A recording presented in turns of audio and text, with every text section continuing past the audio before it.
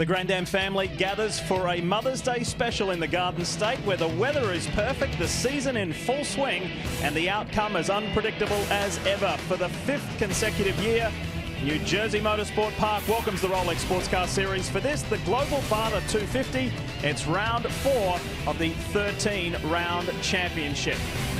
Lovely to have you with us on this beautiful Sunday afternoon, and we're only 30 degrees cooler than what we were this time last year. We're just in the 70s. Hi folks, Lee Diffie along with Speed Sport Car experts Calvin Fish and Dorsey Schrader. And guys, when we think about this championship, got off to a very unpredictable start with a couple of surprise winners. But now at this stage, Cal, even though it is relatively early on, do we see the big three, Gainsco, Ganassi and SunTrust, start to flex their muscle? I think so, Lee. Two of those three are certainly finding their stride right now. The defending champion Ganassi team find themselves in the points lead for the very first time this year on the back of consecutive podium finishes. And for the SunTrust team, it was a rough start certainly, but they've got some momentum. A great win in the rain at Homestead and a pole position here for Ricky Taylor this weekend. But Dorsey, that points chase is still awfully tight. Well, to put things in perspective, when you look at last year coming into this race, 25 points between the first and second place teams. Today, 2 points separate the top two. It's thrilling. We encourage you to join the conversation, whether it be via Facebook or Twitter. And the Twitter account there is #GA, as in Grand Am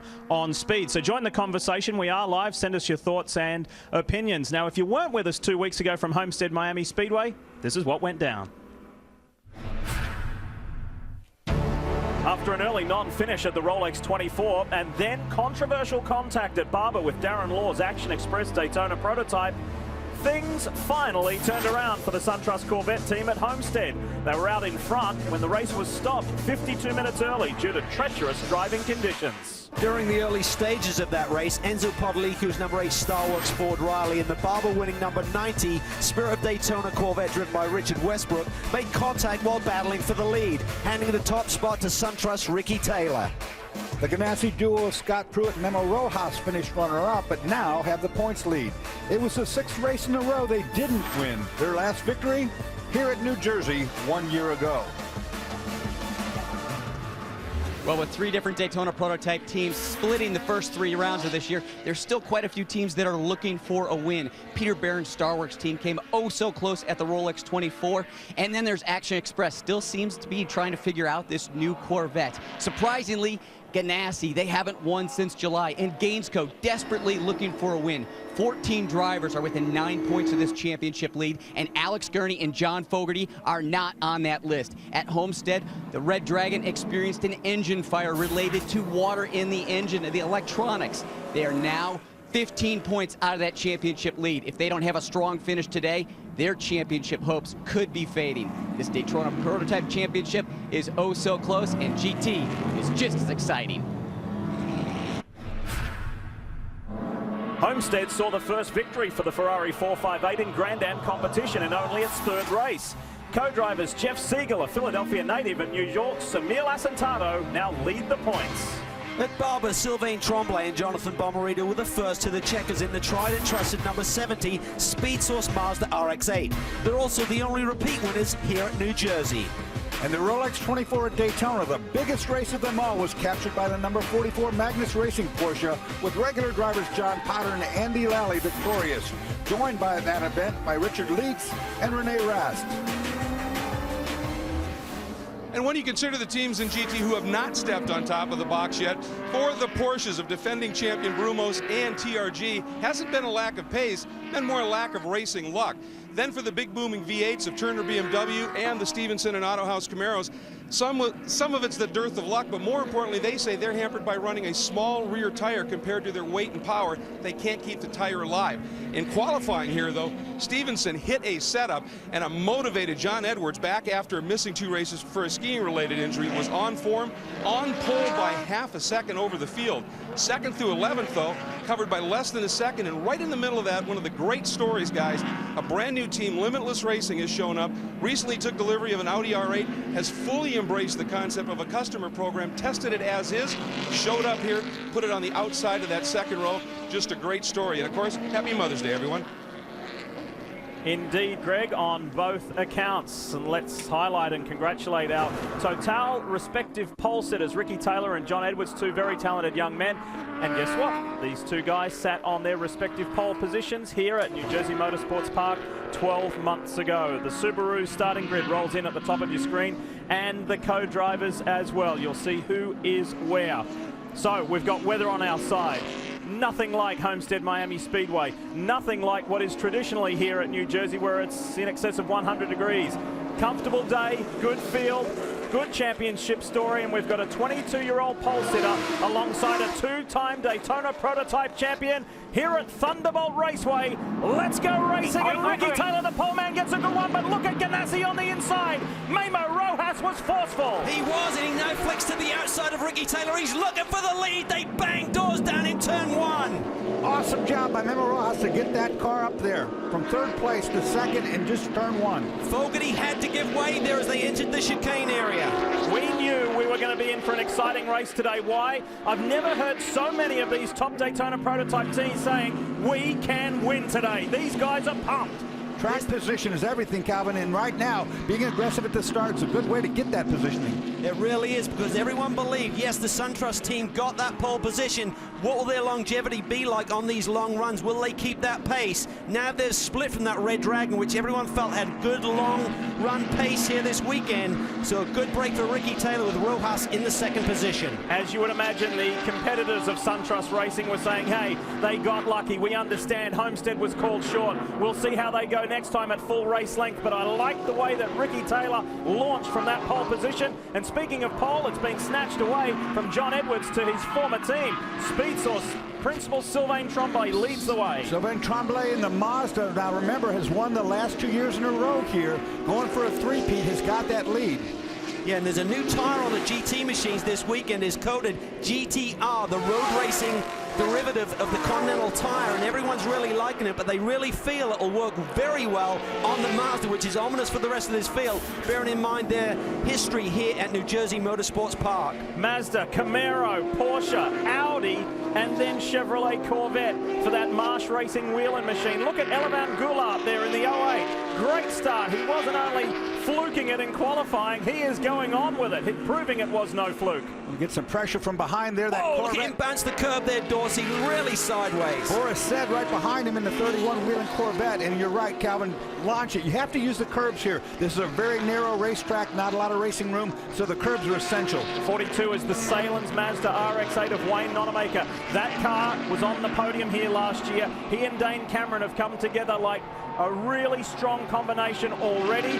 This car will be a contender today. It really will. Dane has been flying here this weekend, fastest in a couple of the practice sessions. The 31 car suddenly finding some speed. I spoke to Teddy Marsh about 10 minutes before the green today. He said, well, we got off to a bad start. We listened to the drivers in terms of setup, which was pretty funny. He said, we got it straightened out. We should have a good race car today. I also talked to Boris said right before he got in the race car, he said, tires, rear tires, I've got to keep them alive on the first part of this race. Let's go back to the start and let's climb aboard the 01 Telmex Ganassi machine. Here it is. This is what it looked like for Memo Rojas. Ricky Taylor ahead, Fogarty off to the left.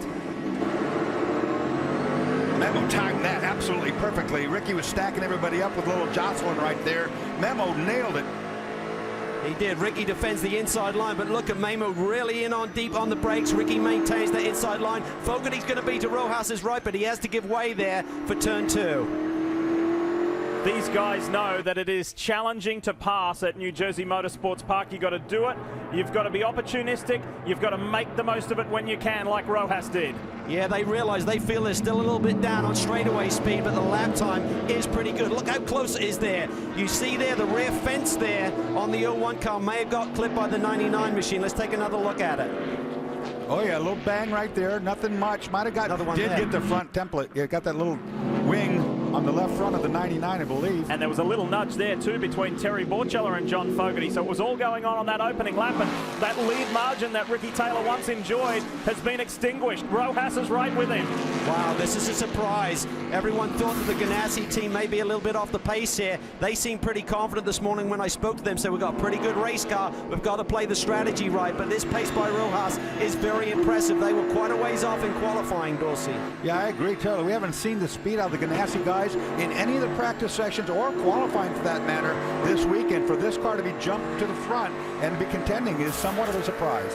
You know what it's like, guys. We go around and we talk to each and every team, and usually at a normal race weekend, someone will say, not quite there, not quite happy. Go to SunTrust today, we can win. Go to Ganassi today, car's been the best that we've had it ever this year. We get to know it now. Go to Gainsco. The words of Alex Gurney, we can win today. It's uncharacteristic. They all feel they really have a chance.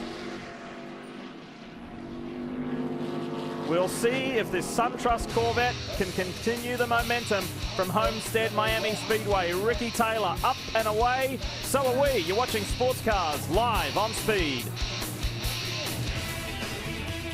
Plenty of that out here at the moment at New Jersey Motorsports Park as we welcome you back. Let's put the spotlight on exactly where we are in the world, Dors. Well, here we are in the great city of New Jersey. You see Philadelphia up there, Atlantic City, very popular. In Millville, where the 2.25 mile road racing circuit called Thunderbolt Raceway lies. Now, it's a very tough course to pass on. 2.25 miles, 12 corners involved here.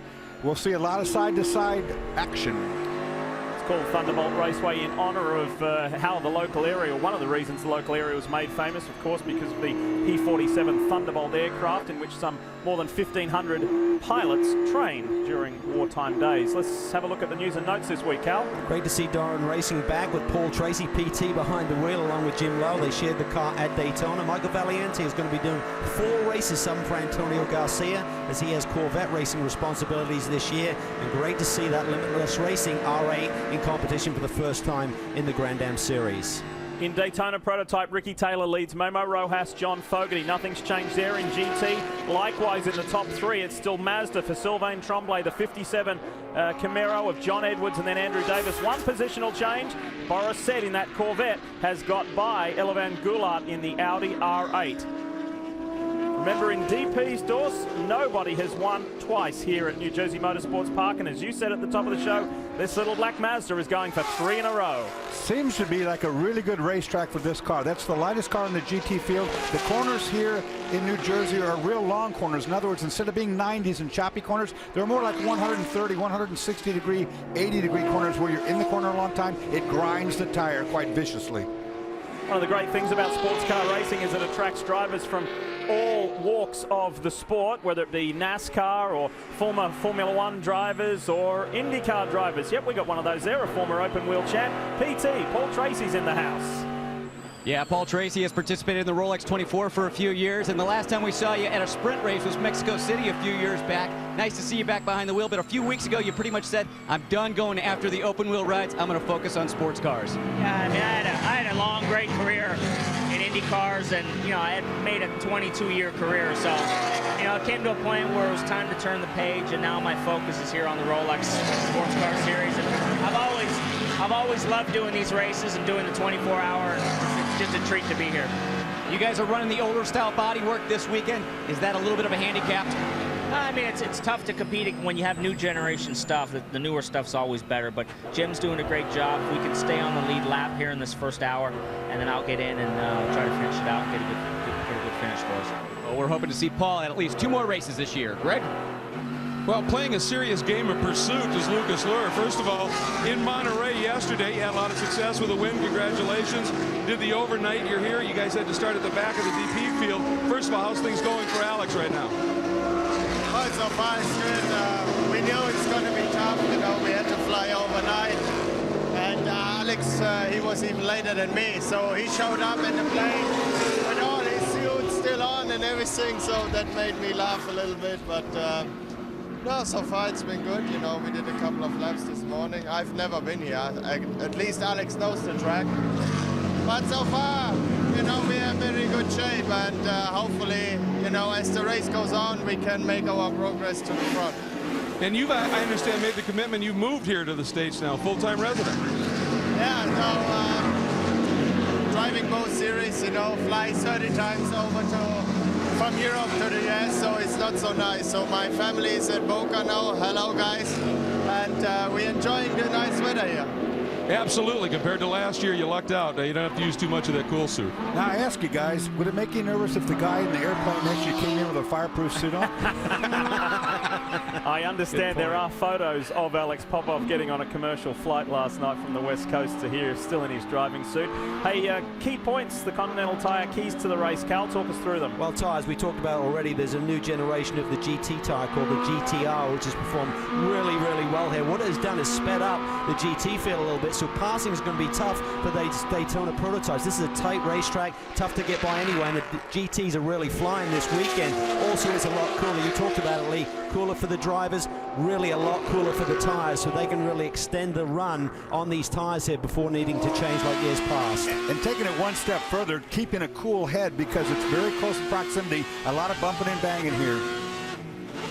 Well, as you guys are talking about tires in the booth, I'm already hearing that on the radios. A lot of, hey, tire management, that's key here today. Now, this track, previous years, it's been two issues. These long duration corners, really grinding these tires away, but also the excessive temperatures we have seen previous years. We saw temperatures on the track of 130 to 140 degrees. I just checked the track temperature, 92 degrees. So about a 40 to 50 degree split there from previous years. Dorsey, you've had a lot of time behind the wheel and different track temps. What does that feel like, a 40 or 50 degree difference in track temp? Well, that's just like night and day. I mean, it's unbelievable what the temperature on that track, it turns the rubber into, you know, just mush, and it squirms around and feels like you got flat tires all day. Today, this is optimum, guys, for racing. Here's an angry little group. Patrick Lindsay is under attack from Emil Asentado. This is the FXDD Ferrari that leads the GT Championship. Then Scott Maxwell is filling in because Patrick Dempsey and Joe Foster not here this weekend. And then John Potter, team principal. And we've got a battle for the lead. Whoa!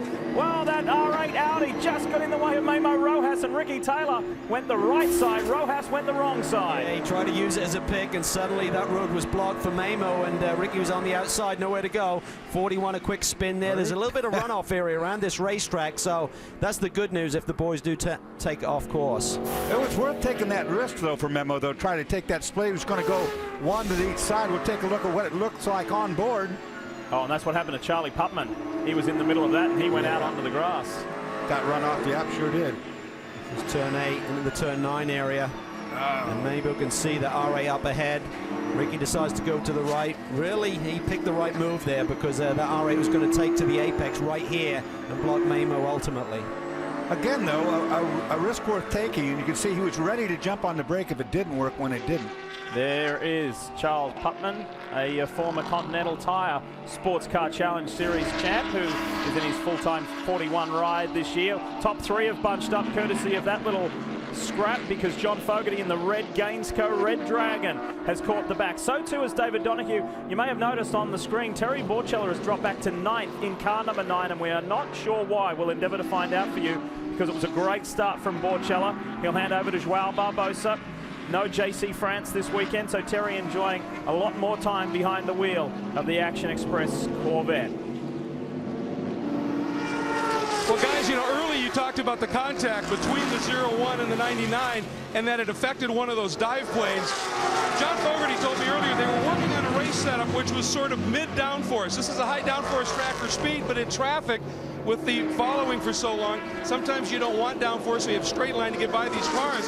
Well, they still wanted some of the grip on the front, but they didn't want as much as a full dive plane. So the team just trimmed one of their big dive planes, normally that much. They've cut that off. When they stop, they're considering, based on what the input they're getting from John at the time, if he says he needs a little bit more grip, they've got that ready to bolt on and to stop. Well, the competitors trimmed it a little bit more than that because there's none on there on the left or the right, Calvin. Yeah, that's one of the big things here is the compromise between downforce and straightaway speed, and they felt that the car needed good downforce for the qualifying run, but in the race, John and Alex were really working on that low downforce setup, and this is really heating up. We talked about it, the passing around this place is very, very difficult, and it really puts a lot of pressure on the leader. Look at Ricky Taylor threading his way through. Fogarty trying to take advantage on Rojas. It's one of the largest challenges here at New Jersey Motorsports Park. How and when do you make your move, not only on your opponent, but lap traffic or GT traffic, particularly for the Daytona prototypes? Off to a flying start. We'll be back. as we look to the weather here. I mentioned it right at the top of the show. We were at 105 here last year and 110 heat index, and we're in the mid-70s here. It's just been beautiful all week. However, the important thing to note there, we are here a couple of months earlier than what we traditionally have been. We're back, we're racing. Ricky Taylor has a narrow margin over Memo Rojas and John Fogarty. Then you can see the 5 of David Donahue sitting back there in a steady 4th place. What happened here? This is just a few moments ago when we're in break. Oh, that was late by Memo down the inside there. Boy, oh boy. Edwards had committed to that apex and Memo just pushed it down the inside, and Paul went for a bit of a ride there.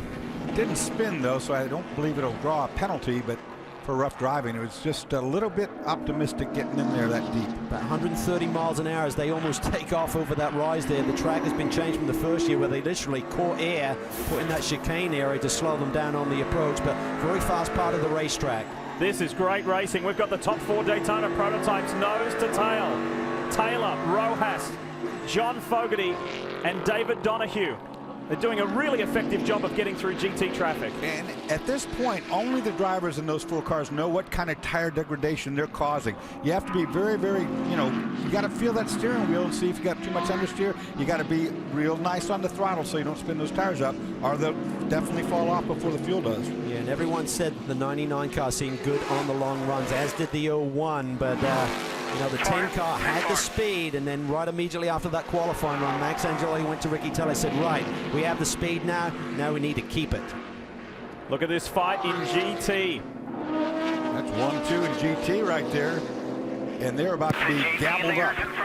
And you would say that big heavy Camaro is going to use its tires up a lot quicker than the Mazda, but so far John Edwards has done a brilliant job. He has. He knows what the Mazda has. Remember, he had a brilliant run here last year with the pole and the podium finish. The switch to the GM group this year, and great to see him back in action, having missed a couple of races. Look at the DP cars coming through. This is going to be really tight there. Fogarty's going to lose a little bit of ground. Great run by Ricky Taylor there, getting through both cars very easily, very cleanly. He's done a great job in managing this race. What's it like to drive one of those Speed Source Mazda RX-8s? Let's find out from Jonathan Bomarito.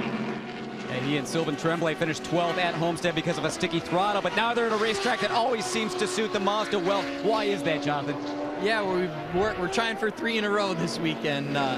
New Jersey Motorsports Park is just really good for our Mazda RX-8. It's a tighter track, it's hard on tires, and if it stays green a long time, we really excel in that sort of environment. So the guys are doing a good job. Sylvain's running up front, doing what he needs to do, saving tires, and we're looking for another good result.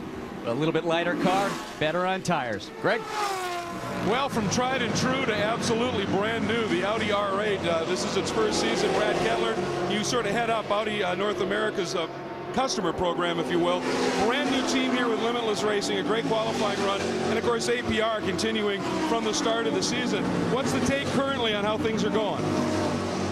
Well, we're pretty happy. We got, of course we'd like to be doing a bit better, but we had some small competition adjustments. Grand Am, and it's made a difference. The cars have been farther up in practice and in qualifying than we've seen before, and it seems that they're a bit more raceable. The Grand Am's been real good about working with us and the rest of the field about how to create a better race situation for us, and yeah, it's a work in progress. It's a new program, and we're real happy with the 2 teams we got. The Grand Am is the kind of place where a team like Limitless, a new team, can come in with limited resources and do a pretty good job. And we're just hoping to grow and continue to get more cars in it and be part of it. It's a great series. Well, certainly this group is hoping that the potential is limitless. Guys? Yeah, certainly the cars have shown some good form in this weekend. They have had some performance adjustments, Greg, as Brad alluded to. The wing has been raised a couple inches. You've got some front louvers, more dive planes, some more downforce added to that car, and it was in desperate need of that because it got a big change before Grand Am allowed it in. And Goulart remains in the top 5 in GT in that Limitless Racing R8 for the APR car, which we saw there. Dr. Jim Norman's down in 13th. Back at the front in Daytona prototypes unchanged, Ricky Taylor in the SunTrust Corvette.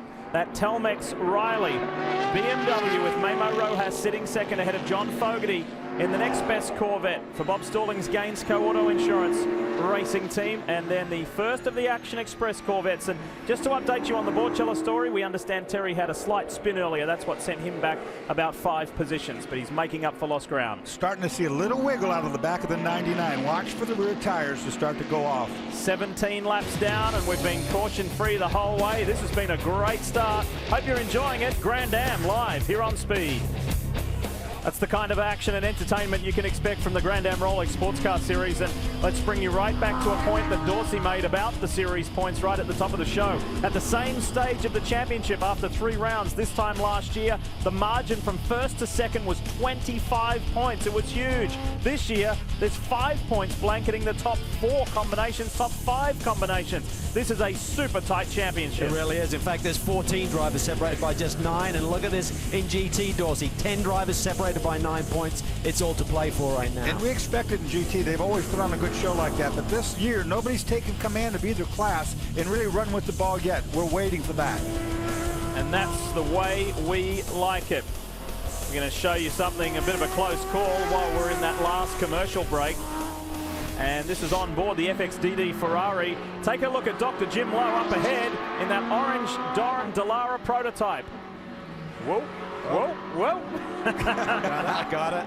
That was loose in, and then he had the rise to worry about. He's done a great job. This is him down hard on the brakes, down inside Emil in the GT car, of course. Then he comes up into this area, turn 2. It's very high speed right through here, and the car just gets loose on him. Look at that. Corrects it, gathers it all up. He's done a really, really good job. He's only 2 seconds off the leaders in this older generation DP machine. That's why they call him the world's fastest neurosurgeon, because he had the fastest hands there. That was a great catch. We ride with Rojas. He's currently second. The lead margin that Ricky Taylor has, as you can see, it's only a few car lengths. Let's go to the Ganassi camp now, and here's the man, the master, Scott Pruitt. His teammate right now all over the back of Ricky Taylor. And Scott, you and Mamo both said this weekend the car working better than it has. What is the car doing that you guys are liking? Well, the Telmex BMW, it seems like we've been finding some things. It's a new chassis for us. That's the first one since 2004, and it's just reacting different. I don't think it's all aero. I think it's some mechanical as well. Happy Mother's Day to all those mothers out there. Hey, honey. And with that, it's just, you know, at Barber, I didn't think we did a good job. At Homestead, we came back. We made significant changes to the car. Thought the car was pretty good, and then unloading here, it was right out of the box pretty solid. Past couple years, you and Mamo typically a double-point lead before Memorial Day. Right now, only a 2-point lead in this championship. Does that make you a little bit uneasy? No, it doesn't. I mean, we knew coming out of the box, you know, not getting as many points as we would have liked to at Daytona. You just got to come back from. The good news is we have come back. We've gotten back in the lead. But it's one of those things, you know, it's so competitive as we're seeing this race going on right now. I mean, it's anybody's game right now.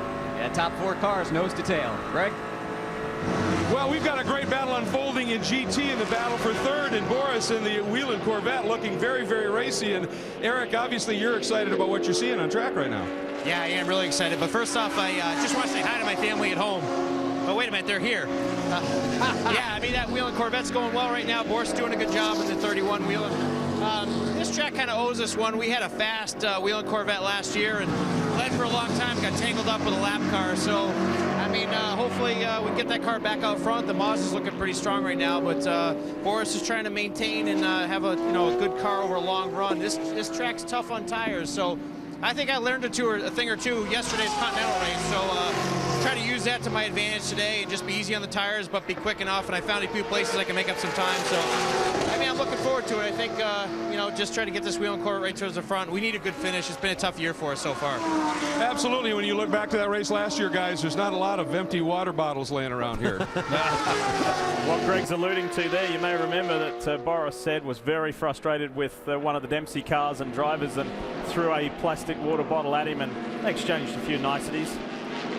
Here we see the 90 machine driven by Michael Valiente right now. They qualified really well up on the second row. They had a rear wing infraction. The gurney was a little bit too short. There's a minimum gurney height requirement with the DPs this year. They were just underneath there. It really wasn't a performance advantage, but rules are rules. They got turf to the back, and Michael finds himself in the thick of a battle here with Enzo Podolicchio. The 98 guy had such a great battle at Homestead, don't forget, with Westy behind the wheel. And right behind him, Borchell, as you said, Lee, had that spin. He's recovered nicely. He's got a very fast car underneath him. You know, thinking ahead, when you look at the parity that we're looking at right now on the racetrack, it really puts a huge emphasis on strategy and the pit stops when they start to occur to get these cars in and out in expedient fashion, because this racetrack is about, without question, without track positioning. And that's a good point, though, as you talk about pit stops. If it stays green like it is right now, most of these cars, both DPs and Gs, will struggle to do it on fuel on 2 stops only. You're going to be looking for a splash. Talking to most of the teams, they said we need 8 to 10 laps of yellow to make it on 2 today. So right now, it's been green all the way. And the person who has led all the way is in that orange and white Corvette for Wayne Taylor Racing, Ricky Taylor. 1, 2, 3, you're about to see David Donahue. Tell us more about David, Chris.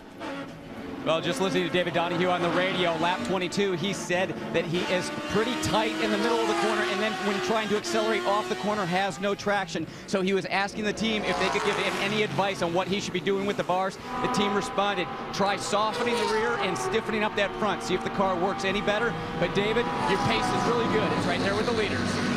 Whoa. Speaking of the leaders, there goes Taylor. Contact right there. Fogarty turns Rojas, and Donahue goes through. And he's high centered. I think he's going to get, no, he got it going. That's good. Won't bring out the caution this way. These guys have history. Don't worry about it. That's Tim Keane, Ganassi team manager, saying don't worry about it. Get on with it. Really want to see this from the outside before I place any blame on that. That was pretty tight. Pretty tight proximity getting down into 1. Let's look at it. Cal, it was only a matter of time, wasn't it? They were all racing too close for too long. Well, you just get stacked up with this GT traffic, and Fogarty had a good run on him. He gets down the inside. You see it's pretty bumpy there, and then he's down in the dust there up on the curb. Really, it was a pretty optimistic move by the 99 car, trying to take advantage of the traffic that was coming up. Here we see it. May move hard on the power. Down inside the GT cars, he's not going to expect Fogarty to look for an opening there that isn't there, Dorsey. No, that's for sure. Ricky Taylor didn't clear that first car that he was trying to get by. Take a look now, right here. He's going to have to slow up. It stacks everybody behind him. Really lucky there wasn't contact with the Ferrari in the 99. We heard the voice of that man there. That is Tim Keane, team manager of the Ganassi squad. He'll be trying to just calm Rojas down and get him back on task. We'll be back right after this. New Jersey sports car fans are enjoying a good day here at Thunderbolt Raceway in the Global Barter 250. This is round 4 of the Grand Am Rolex Sports Car Series. I can update you on a message from Race Control that the number 99 Gainsco Red Dragon, driven by John Fogarty, has not received a penalty for that contact. It has been deemed a racing incident. The Freudian slip there when you said it, right? Given by... Yes. Exactly. It's tough. I mean, I think the whole key is consistency with the calls. We haven't seen anything. Oh, here we see the 2 car and the 40 car, really high speed. That fast sweeper on the front straightaway. Oh, that's 140 mile per hour corner, top of 4th gear. Popov has done a brilliant job just coming in overnight from a race at Mazda Raceway Laguna Seca yesterday. There we see him. He obviously tried to dive down the inside of the Mazda. The gap wasn't there and turns them both around. That's not a place you want to be making contact, that's for sure. So how much damage was done to Rojas? He is in 4th place, and he was able to gather it up and get going again fairly quickly. Chrissy's about 3.7 seconds behind Ricky Taylor. There's the lead trio up ahead, and I'd say there's a fair bit of anger inside that helmet. Well, Lee, actually watching Tim Keane when that call came down that there was that was just a racing incident, I was surprised that there wasn't much emotion there. Tim just came over the radio and said, hey, don't worry about it. We've got a really fast car today. Put your head down. Let's race this thing and get back. Let's get that thing back to the front. The only thing really wrong with that car, steering alignment a little bit off right now and the car tight. So Tim Keane said they're going to take a little bit of wicker off that wing when they come into pit. Well, Tim Keane has a cool head. He's leading by example. They will be a little bit perplexed somehow, I think, because the Chip Ganassi Racing squad involved in this incident here with John Fogarty. Bang, and turned. And racing continued. Several weeks ago at Barber Motorsports Park, Rojas had this brush with a GT car, no turned. Everybody kept racing and was given a drive-through penalty and a stop and go. the key with the drive-through penalty, you can see it's a stop and hold there, but it's 25 seconds difference in coming down pit lane at the speed limit compared to being on the racetrack. So it's a major penalty if you get it. Fogarty may have gotten away with one there, I feel, because that was tight racing, but the law seems to have been laid down. You know, if you turn someone around like that, you're going to get a penalty. Today it didn't happen. Well, there's always two sides to the story. What's the story from Bob Stallings? Well, that's a great question. He's glued to the monitor right now, Bob. Obviously, we'd like to get your take on that incident between John and the leader at the time, Nemo. I think, look, there's a lot of history between those two cars and those two drivers. I think both incidents were simply racing incidents, no big deal.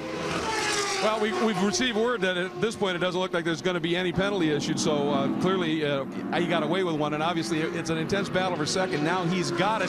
What do you have in hand at this point to be able to go after that lead car in the SunTrust battle? Well, I mean, realistically, unless the SunTrust car slows down quite a bit, we're pretty comfortable staying in second place. Very, very long race to go. We want to be there at the end.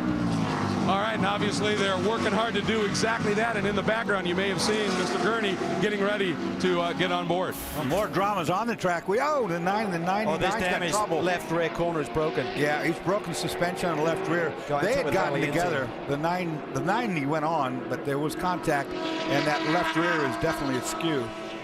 It's Michael Valiente in the 90 Spirit of Daytona Corvette and Terry Borchiller in the Action Express Corvette. What happened? Let's show you.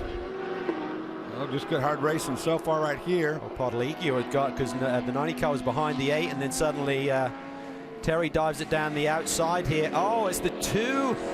And the 9 get turned around as Popoff there. Wow, the 90 had nothing to do with it. No, not involved at all. So Popoff recovering after the spin. I got mixed up seeing those cars because the 8 car was in front of him, the other Star Wars car, a couple of laps ago. An ugly scene there, and Valiente just really an innocent bystander there. So Popov was involved in that earlier incident with the GT car, the Dempsey Racing Mazda, and turned Scott Maxwell around. That was deemed to be a racing incident. He kept going, and then he was involved in that one. It's been an eventful day for the Venezuelan.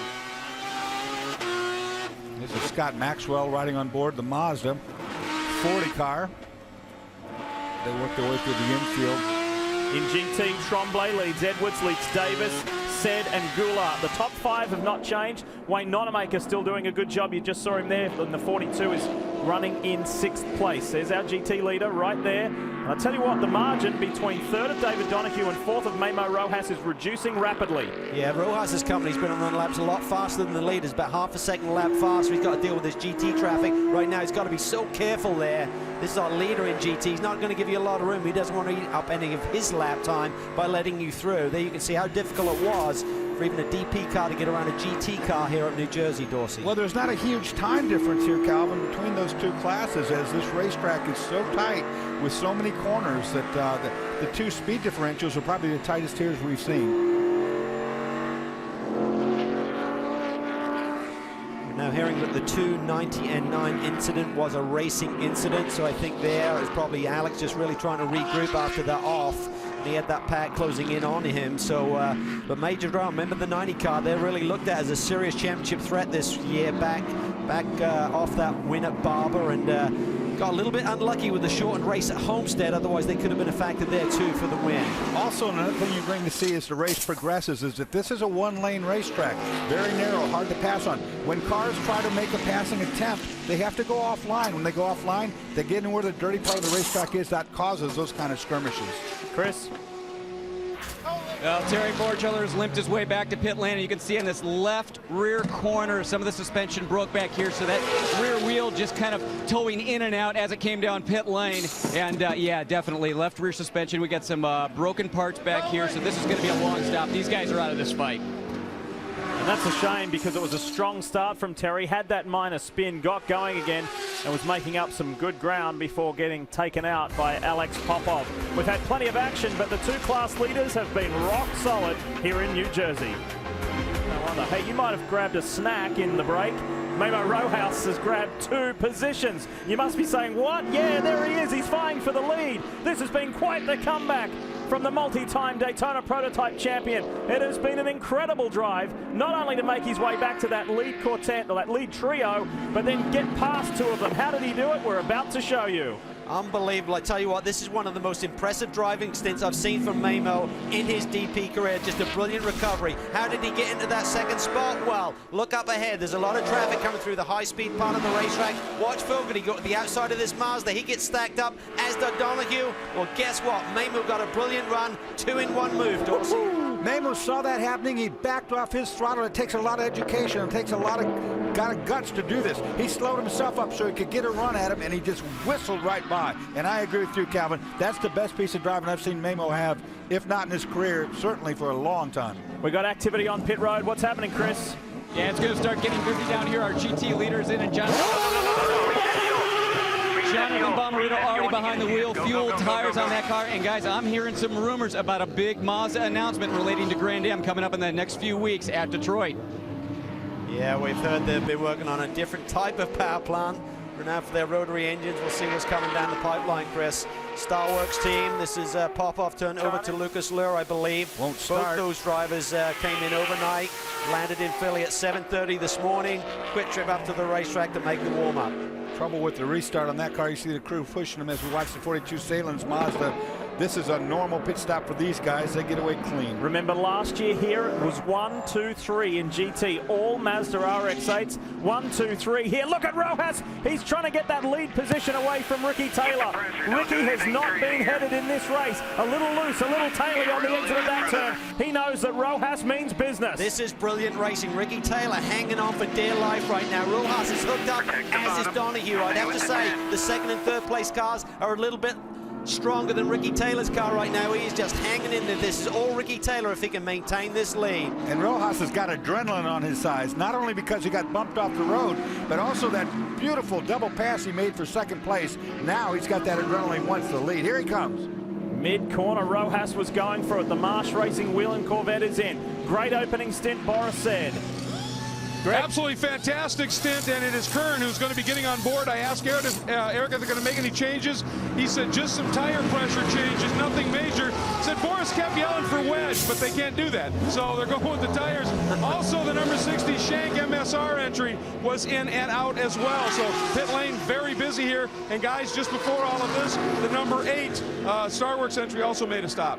Yeah, and these guys are pitting at about 50 minutes on the board, so if you timed up by 3 for 2 stops, it's not going to get you to 2 hours 45 minutes. You're going to be 10, 15 minutes short here, so these boys will be looking for a splash of fuel unless we see some yellow, and that's the strategy we talked about. 2 stops or 3 today. Boris wants wedge, he needs to tighten his right shoulder belt only. This is the 57 of John Edwards. He leads GT, yet to come in. He'll hand over to the Scotsman, Robin Liddell. And this is the driving combination that was meant to be together for the entire 2012 season. The 42 of Dane Cameron looks to the inside.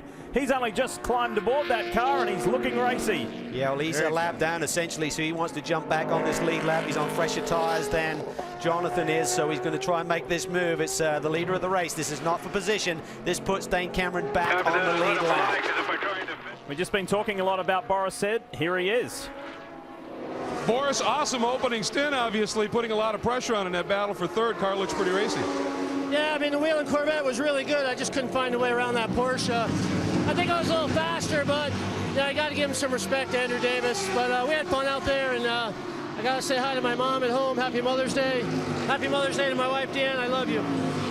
What you have left now, right? Obviously, you guys led a lot of this race last year, so this car, this track seemed to have a pretty good dynamic. Yeah, I mean, it's just really difficult to pass. We had a really good stop there, so hopefully it'll shake out, and maybe a few extra laps on new tires, we can get by the 90, get by that Porsche in the pits. Now, are you going back in, or are you just going to sit and watch this one? It depends on the yellows, how they fall. I hope I get back in. It's a blast out there. We have gone caution-free for 38 laps now, and there have been a lot of skirmishes. Check this one out. It happened just a few moments ago, and you can see there that Fogarty's got by Donahue, but we rewind half a lap ago. Ricky Taylor, you're right on board with Mamo Rojas. Oz Negri in the Shank Ford Riley. Oh, that's too tight. Wow, that's really tight. Oz has just taken over from John Pugh, so he's just trying to get up to speed, and the leaders are right on top of him. This has been quite the scramble, quite the fight. Taylor, Rojas, Fogarty, and then Donahue, GT class leader, is in. Very close as well, because just as they stopped, the 90 came across, cut across the nose, made it clean. both of them doing driver changes right now. So we've got Edwards out, and watching, yes, Westbrook getting in the number 90 as well.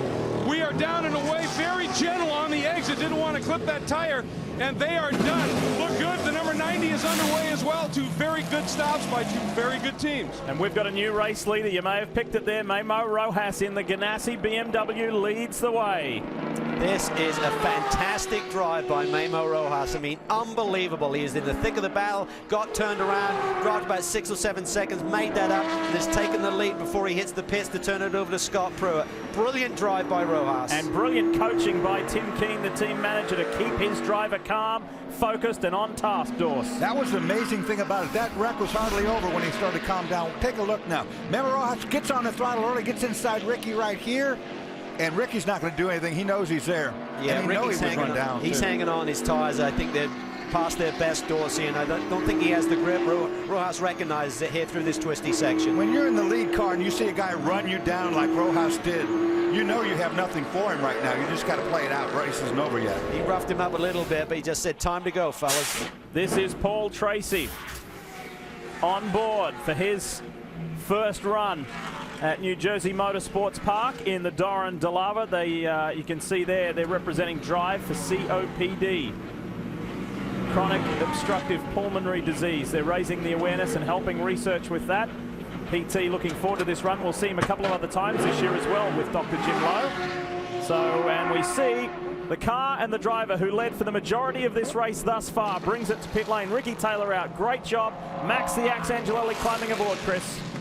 Yeah, and Ricky Taylor was saying that this car was a little bit tight in the early goings of this race. Checked in with the team crew chief, Simon Hodgson. He said the car has gotten a bit more neutral, so they didn't think they were going to make any changes on this stop. A little bit tight early in the run, but going neutral later. Also the 5 car in Darren Law getting behind the wheel, taking over for David Donahue. Darren Law had a really bad mountain bike accident earlier this week. He hurt his right wrist, so he's been favoring that a little bit this week.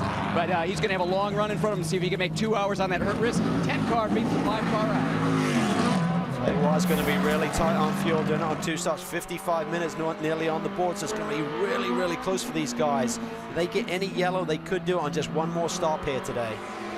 Here we go. Andrew Davis gives the GT class lead up to come in and hand over to his defending champion co-driver, Lee Keane. Chris? Yeah, talking to Hurley Haywood earlier today, he said, boy, this team is just so different than where we were last year. Last year, we were still sorting this season out, sorting the car out. And what they do, they went away and they won the championship. So the position that they're in right now, they're looking so strong for the year. Lee Keane just finishing up, getting behind the wheel, 4 tires of fuel. Greg? And the number 99 Gainesco Corvette is in. Going to see the driver change here as well. Gurney will be getting on board. And that left front corner, not only did Diplane miss it, obviously, a little bit of a wrinkle in it, but at this point, no attempt to go ahead and replace it. So they are just going to do the driver change, and it's down cleaning the grill at this point. And right behind him, the Auto House Camaro is in as well, so very busy here, really waiting on fuel. Driver change is done, tires are on, taking a long time for the fuel top up. Now Gurney is away. Watching the Auto House car, they couldn't get out of the pit because of where the tires were stacked for the 99. Held them up just a little bit, and the APR Audi in as well. I'll tell you what, though, Greg, one significant thing is Rojas is doing an extra lap on top of these guys at least, so that could be significant in terms of needing that splash at the end of this race. Timmy Keane and the Ganassi boys have really been crunching the fuel numbers. They've got an extra lap out of this 01 car. That could be significant. Is it an extra lap or is it an extra laps? We'll see. No, he's diving to the inside. Rojas in now. Pruitt standing by. That is a drive that Scott Pruitt will be so proud of Memo Rojas for. That's a Pruitt-like drive. That was superb. Sure everything's done. Remember, we want you to open the door if you can. Hit your marks. No mistakes, guys. Timmy Keane talking him through it. Come on over. Come on over. Hit your marks. Ready? Stop.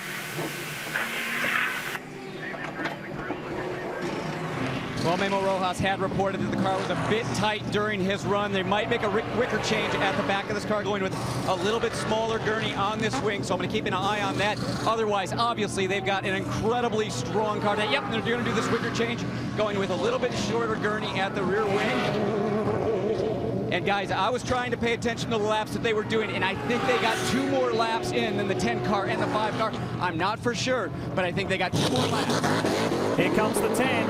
Angelelli is streaking down the front stretch. Will Pruitt get out in time? Angelelli's got the momentum. He does. So obviously on those new tyres, Angelelli got the hammer down and gained a little bit of ground on Rojas, who stayed out on the older rubber, but fuel is certainly a significant factor. Look at this, the 99 car takes advantage of Pruitt getting tyre temperature there. He goes through to second. I think we may have said this before. Pruitt versus Gurney versus Angelelli. Does the theme sound familiar? Hold on tight. This is going to be great. Let's bring you up to speed with what has gone down thus far here at Thunderbolt Raceway, New Jersey Motorsports Park. Ricky Taylor on the pole, but it was Memo Rojas, Cal, who made that dynamic move from the second row. He did. He had a brilliant move. And look at he and Fogarty getting really tight there, trading bodywork, and they did it again a little bit later in the stint, and Fogarty turns Rojas around. No penalty for this one, and that brought Memo back on the track. A brilliant recovery drive. Look at this. He gets a run in traffic and goes through both Fogarty and David Donahue to assume the second place position. What a run that was. And Chris Neville, Dorsey, Cal and I were talking in the break as we watched Rojas take the race lead. We've been covering this series in the Daytona prototype era from the very beginning, as have you. We all agree that's the best drive we've ever seen from Rojas. And I think Memo's also looking pretty proud at that drive, too. He had a big smile when he got out of the car. Right now, the Telmex car sitting in third. But, Memo, you've had a chance to sit and think about that and think about some of the moves you put out there. Great drive, man. Thanks, Chris. It was a good race. We had, obviously, a good car. It's just really tough to pass in this track, and as expected, traffic played big key. Unfortunately, I got bumped by the 99 car early on, but we were able to get back on track, and happy to hand the car in the lead for Scott. After getting pushed around by the 99, were you surprised you could get the car back to the front that quick?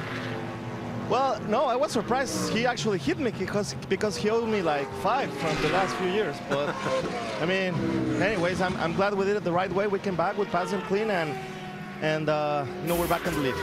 Well, Scott Pruitt right now saying he's not getting any breaks in traffic, but Tim Keen saying, Scott, take your time, don't worry about it, and we've only got one more stop to do. Greg? Yeah.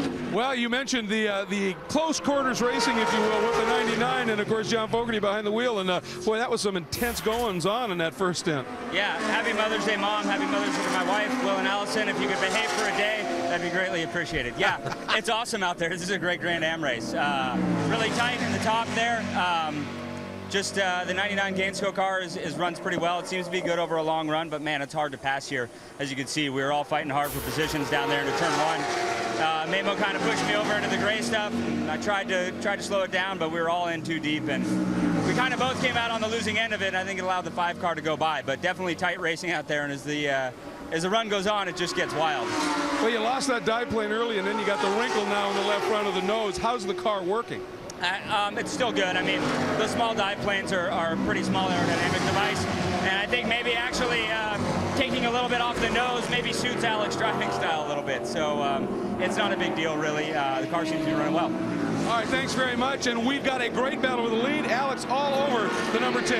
I've never seen Alex Gurney like he was this morning. He's normally very conservative, a little reserved, and he just looked at me with these piercing eyes and he said, Lee, we can win this thing today. And he is driving like it too. Boy, he was really putting the pressure there on Angelelli. He was about to lose another dive plane. He was really almost in terms of rubbing him up there, Dorsey, through turn 1 again. He didn't like the fact that Max went defensive on that. He went one way and the other way.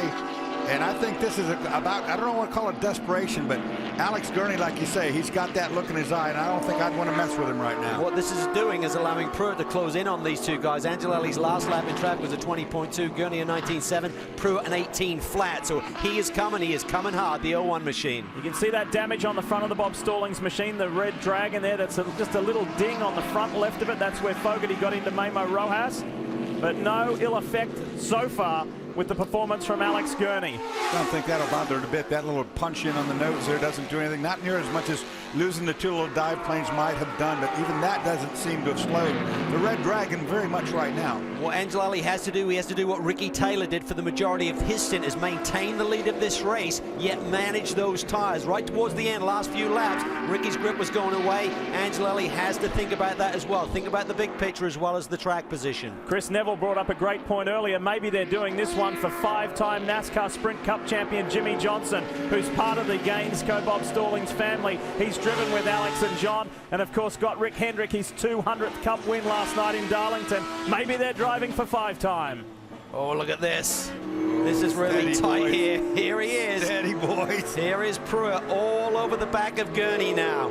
This is going to be intense. How do you pick your way through the traffic? You've got to be decisive. You can't hang around. You can't have a second thought. And remember, passing these GT cars offline when need be is a tough thing to do because this is a one-lane racetrack. The outside of the racetrack's got a lot of rubber. You've seen it in the grills on the pit stops. Nobody can tell us how to get it done here better than today. Ricky Taylor, he's led the most laps. Here he is. Yeah, also coming off that win at Homestead. And Ricky, are you thinking that these guys, the Gainesco car, the Ganassi car, they're being more aggressive today, or is it this GT traffic that's kind of tripping everybody up? Yeah, I think you got it. I think here today in New Jersey, the GT cars are about 2.5 seconds quicker than they were last year. We're about the same pace as last year. So I think if you get held up by a GT car, you know, it's a bit, you have to be a bit more aggressive to make that pass. And the rewards are quite big, so people are, you know, sticking their nose in places where it's quite risky. So I think we'll see a bit more bumping and banging here today. You guys have the car to win, or is it Gainesco and Ganassi today? I think they're pretty strong today, but we have the track position. I think that's going to be pretty important. Hey, I talked about the rumor of Mazda this weekend. Also, other rumors this weekend talking about Ricky Taylor and Childress. Some interesting stuff going on there, guys. Richard is a big fan of what Ricky can do in a race car. And this ties in beautifully to one of our what to watch for storylines at the top of the show. Is this the time where the big three are going to flex their muscle? It certainly looks like it. SunTrust, Gainesco and Ganassi, 1, 2 and 3. Almost 50 laps in the books here at New Jersey Motorsports Park. What a race it's been. Welcome back, folks. We're live. Grand Am on speed. Lee Diffie, Calvin Fish, Dorsey Schrader, Chris Neville and Greg Creamer. Greg, who you got? Well, I have John Edwards, and first of all, John, welcome back. Secondly, great run in qualifying. Obviously, the Camaro, in terms of speed, is hooked up. Absolutely. You know, we got pulled by half a second and looked to be set up well for the race, but obviously the Camaro can do it in one lap, you know, really blast out a fast lap, but during the race we seem to lose a little to the Mazdas on stent performance. So, you know, even from the very beginning, Sylvain was able to keep pace. I was a little too cautious in turn 1, so he took the lead. And immediately he was able to keep pace despite being half a second off in qualifying. So Camaro does have a strength in that one lap speed, but we need to look after our tires today if we're going to end up on the podium. At the end of your stint, how was it? How were the tires? How was the grip? Well, it's about what we expected. We seem to lose a little to the 70 car. We're sliding a bit more. And even when I saw Sylvain sliding, he didn't seem to lose quite as much because our car being so heavy takes a while to grip back up. But you know, it's not as bad as last year. The weather's been nicer to us this year, being about 25 or 30 degrees cooler. So we'll see. We've got a chance today, but the Mazdas are definitely stronger at the end of its stint. So we're hoping for a late race caution, maybe to get some fresh rubber at the end. Does the Camaro like the new GTR tire? Well, Camaro's a lot harder on the tire than the Mazdas are. So you know, we would like a little better stint performance, even if we do have to sacrifice that half second in qualifying. All right, absolutely. Got to get it done during the race, John. Nice job. Congratulations. There's a 12-second deficit for Robin Liddell to Jonathan Bomarito in that lead Mazda. So that's a big gap to make up, but still the 57 Stevenson Camaro running well. Eric Curran in the Marsh Racing Corvette is third in class, and then Lee Keane and Dane Cameron top 5. How close do you like it up front here, though? Max Angelelli, Alex Gurney, Scott Pruitt. The big names, the big teams, the big cars going at it here in New Jersey. Remember that wicker change on the rear wing for Scott Pruitt. He can handle a slightly looser car than Memo Rojas in general, but what it's going to do, Dorsey, is give him a little bit more straightaway speed as well, which is really good news in terms of this battle right now. Watch on board here as we go around this racetrack and just take a note of how long these corners actually are as far as when you enter to when you get off. Remember that BMW power plant got 100 RPM added to its rev range at the last round. Didn't really factor in the wet at Homestead, but certainly here, getting back towards what they want. They still feel a little bit shy of their dominance that they had a couple of years ago. The rest of the paddock doesn't feel that way, of course.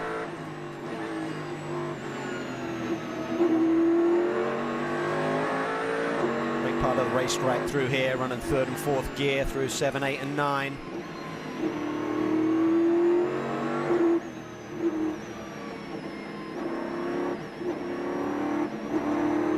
Carefully is on that throttle application. It took him 3 complete tries at that before he was happy with going to full throttle in the middle of one corner.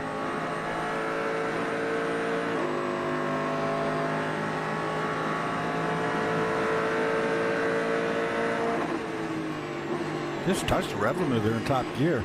So obviously the 0-1 is right at its limit. It's the fastest part of the racetrack, about 166 miles an hour down towards turn 1. Remember, these guys are now at a 7-race streak of not standing on top of the podium. The SunTrust car has been on the podium here at New Jersey every single year for the past 4. They're yet to win at New Jersey. So there's plenty going on.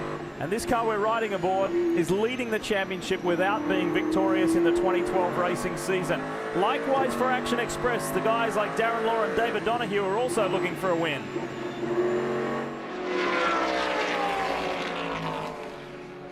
Well, David Donahue had a great opening stint, keeping the car right up front. Right now, his teammate in 4th place. But David, I heard you on the radio saying the car that was a little bit tight, and then you were having a hard time putting the power coming out down off. Did you make any changes on that last pit stop?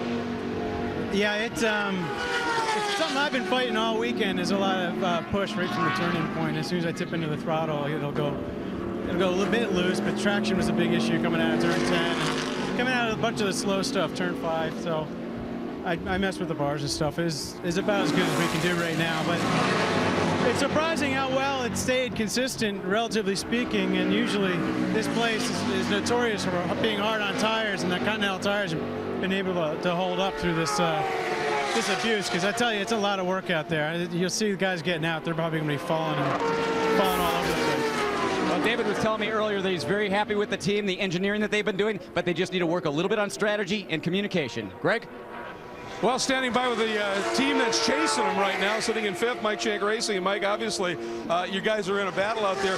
One of the big stories here, even without having a lot of cars on the track because of the increased pace of the GT cars, traffic is still being a huge issue, isn't it? Traffic and tire, where our tire's not very durable in these conditions sometimes, so we degrade a lot, but everybody does. So it's real happy how John Pugh drove the first stint. Very happy for a minute. Oz is doing a great job. We need a yellow, though. We need to get the pack back together, and then we can go racing. We'd have some Martinsville short track racing, I'm pretty sure. All right, thanks very much. Congratulations. It is the team, it's the driver that won the inaugural race here at New Jersey Motorsports Park in 2008. There he is in the familiar 60. Oz Negri and his then teammate and co-driver, Mark Patterson, got the first win at Thunderbolt Raceway in spectacular style. Oz would love to experience that again like he did at the Rolex 24 at Daytona earlier this year. They've got a bit of catching up to do. Just picked up on something during the pit stops when we were talking to David Donahue right then when Greg Creamer was. A lot of wind, guys. We just picked up a substantial wind, and it's a tailwind down this front straightaway. Might be the reason why we heard the rev limiter on Scott Pruitt's car right there, because he's getting pushed down that straight pretty hard. Plus that and the smaller rear gurney, he's got less drag going down that front. Oh, that's tight there. GT traffic. Is that the Auto House? Yeah. Auto House Camaro taking the 99 car for a bit of a ride there. Boy, and they're lucky the front didn't dig in. We've seen that in the past, too, with these splitters digging into the grass, and just catastrophic results when that happens. Jordan Taylor may be doing his dad's team a little bit of a favor there. Jordan behind the wheel of the 88 right now. I'm sure it was unintentional, but a little bit of family business going on here today, and we certainly want to wish Shelley Taylor a happy Mother's Day. There you go. To the two boys who have been doing a brilliant job over the last couple of years here in Grand Am Racing. Let's take another look at that, at what went down with Jordan Taylor and Alex Gurney, and Scott Pruitt got a front row seat to that as well. He was having to dance on his toes a little. Again, it shows you how tight this is. You have to leave yourself a place to go. There was barely a place to go.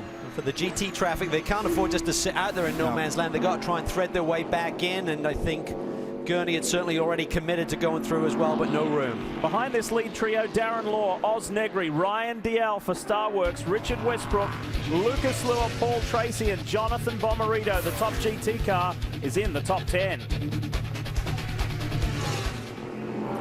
Some important numbers, Dorsey, to look at. It is the Continental Tire race recap at the moment, and One of the zeros on there is cautions. Yeah, and that's pretty amazing. I wouldn't have thought, particularly as hard as these guys are driving, that we had been caution-free at this point, but it has been that way.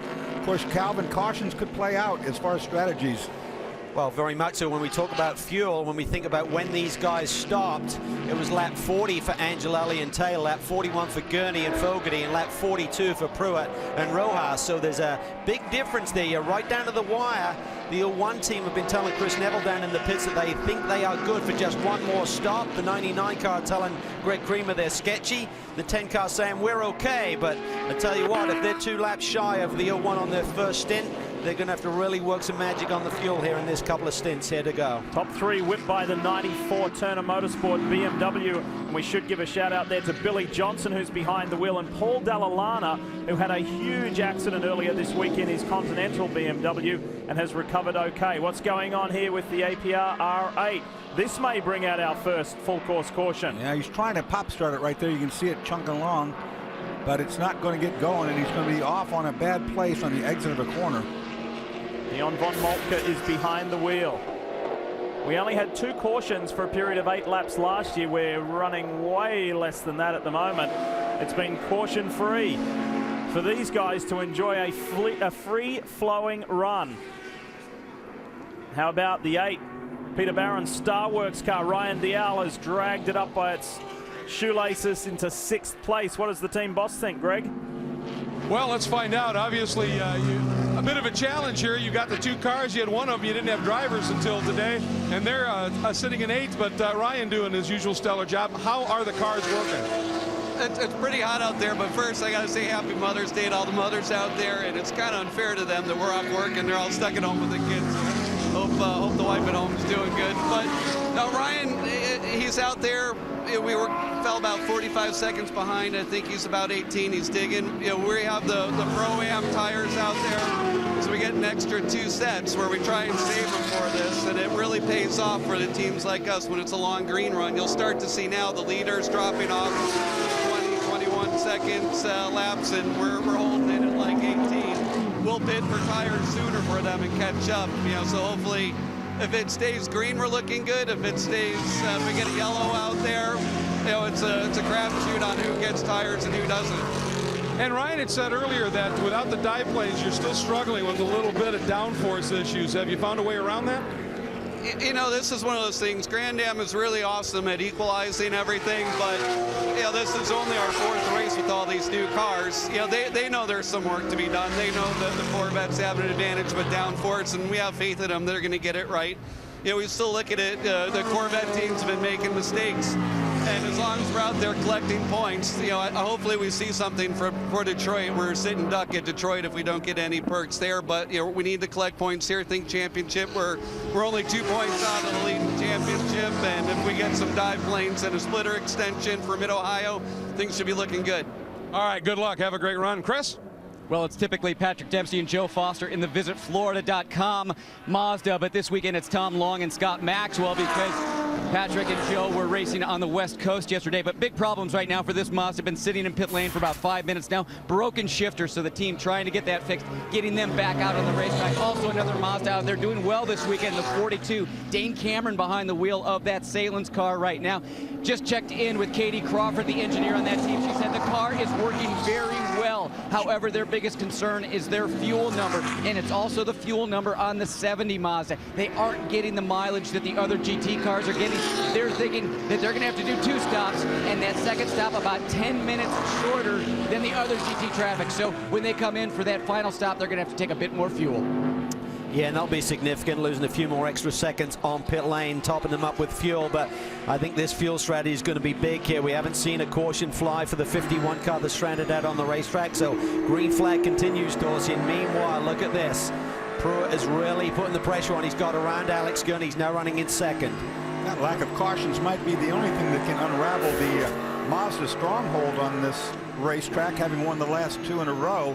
It's the fastest car, no doubt about it, around here, but fuel mileage might play against them. And are you saying to yourself, hang on a minute, Pruitt's in second? Yes, you are correct. He's chasing Angelelli. How did he get by? We're about to show you. It was a pretty nifty move by the multi-time Daytona prototype champion. Here it is. Look for that blue and white BMW Riley, left of screen, goes around. Oh, there was contact there. Something flew from the back of the Red Dragon. Yeah, that was hairy stuff. There's a really fast part of the racetrack, but Pruitt is now lost it, or is this? This is a replay of the move. Look at that. Gurney was going for the lead. That slowed him up a little bit and allowed Pruitt to have the run. That side-to-side rub, that's what did it, Calvin. They had to lift off the throttle, allowing Pruitt to make the pounce. Tell us more, Chris. Well, listening to Tim Keen on the radio as Pruitt got around the 99. Tim Keen telling Scott Pruitt, hey, go to fuel position 1. We are good on our fuel number. Don't conserve anymore. Go after that 10 car. Wow, the fuel position 1, that means full power, boys. Attack. Give her all she's got, attack mode. And I tell you what, they are getting much better fuel mileage than they anticipated this morning. Timmy King said we need 8 laps, of course, to do it on 2 stops. Now they're getting it under green flag conditions. This is quite an amazing turnaround. Green flag running for all 65 laps here at New Jersey Motorsports Park.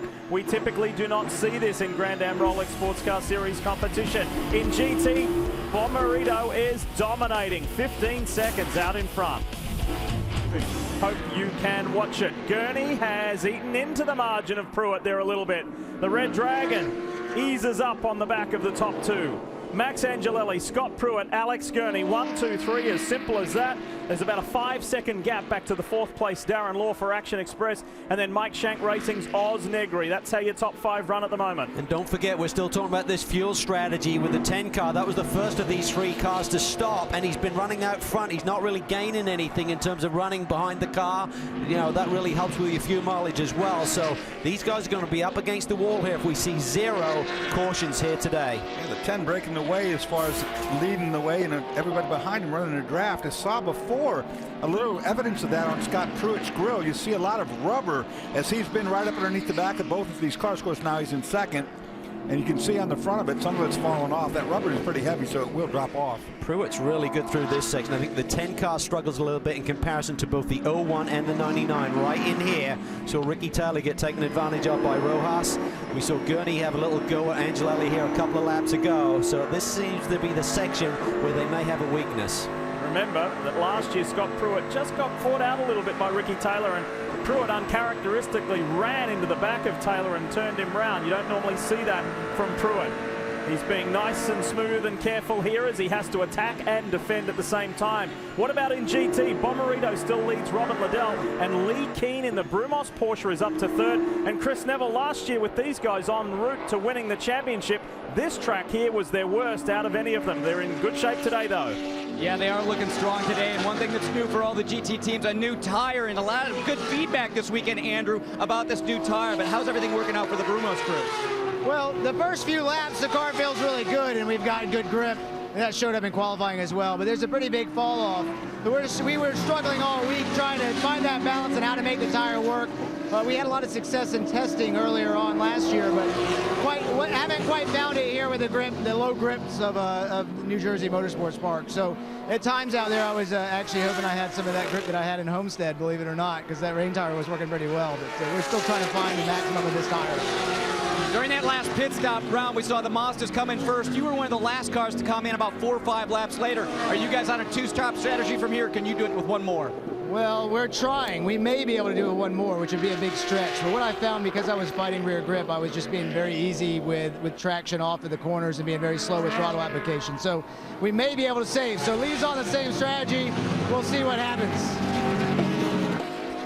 Dane Cameron there in the 42 machine. He had a podium finish here last year with Dempsey Racing, and he's really filled the shoes of John Edwards. When John Edwards left the Salins team to move over to the GM camp, and Stevenson Racing essentially opened the door for Dane Cameron. He's created a really good relationship with his teammate Wayne Nonemaker, and Katie Crawford, of course, is doing a great job engineering this car. And the Mazdas are looking strong here again, Dawes.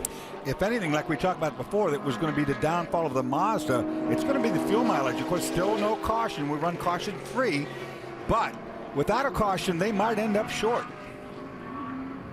This 88 car coming. Jordan Taylor, what a recovery drive he has. He was buried in the pack there, and he has eaten into the gap here between these 3rd and 4th place cars. He's looking strong, Greg. He's looking very strong, and the team is very happy with what's unfolding. One, they really like this new GTR tire. They said that they've been able to find sort of a sweet spot in the setup to what they're doing, and right now he is taking a heck of a run right down the front straight. Very aggressive defense by the Mazda, and touch back in. But the one thing, they're trying to be racy, but at the same time they're trying to conserve a little bit of fuel so they can do this in one more stop. That's a tough chore to race like that and be conservative. Well, we've often said about Jordan Taylor, this kid is quick, this kid's running well, this kid's one to be reckoned with. Maybe we shouldn't call him a kid anymore, because on Thursday he turned 21. I'd like to wish my gorgeous wife, my mom, and all the wonderful mothers around the world Happy Mother's Day from New Jersey. Hey, Mom, happy Mother's Day. Glad you can make it out. Love you. Happy Mother's Day to all those mothers out there. You're awesome. Just want to say a very happy Mother's Day to my mom and my wife watching the race back at home. Hey, Mom, I know you're watching. Happy Mother's Day. I love you a lot. I'm real fortunate this Mother's Day to have my mom at the track with me. Happy Mother's Day to all the moms out there, especially mine. We were going to show you a funny birthday piece about Jordan Taylor. Hey, but that's a sincere message as well for all the moms. You got to have the mom before the birthday. Here's what we were going to show you. Jordan, I heard it's your birthday, and I'm a huge fan of yours. You'll do great if you try to escape. It's too late. You're the star here and now. Happy birthday, Jordan. The joke's on you from the Auto House crew. Thank you. Gee, looked thrilled with that, didn't he? Did you see Max Angelelli in the background? I think he thought something bad might happen. He was waiting for the next stage of that, I think. Anyway, switching back to the business at hand, it's serious stuff here, no joking around.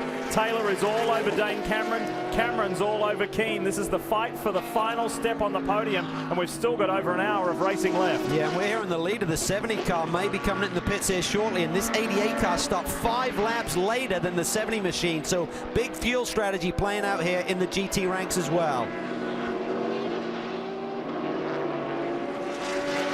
This is good. This is good hard racing. Yeah, here he is, diving to the inside. Well, one thing's for sure, Lee, if we don't see any caution, they're going to be seeing pit lane once again, even after this stop with an hour and 7 on the board. Remember the storyline for these guys, Jonathan Bomarito, Sylvain Tremblay going for 3.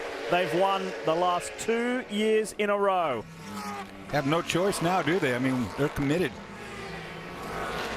Yeah, Dorsey, they've laid their cards on the table now with this strategy, and last year that win did not come easy. The team right now pouring some water down Jonathan Bomarito's back.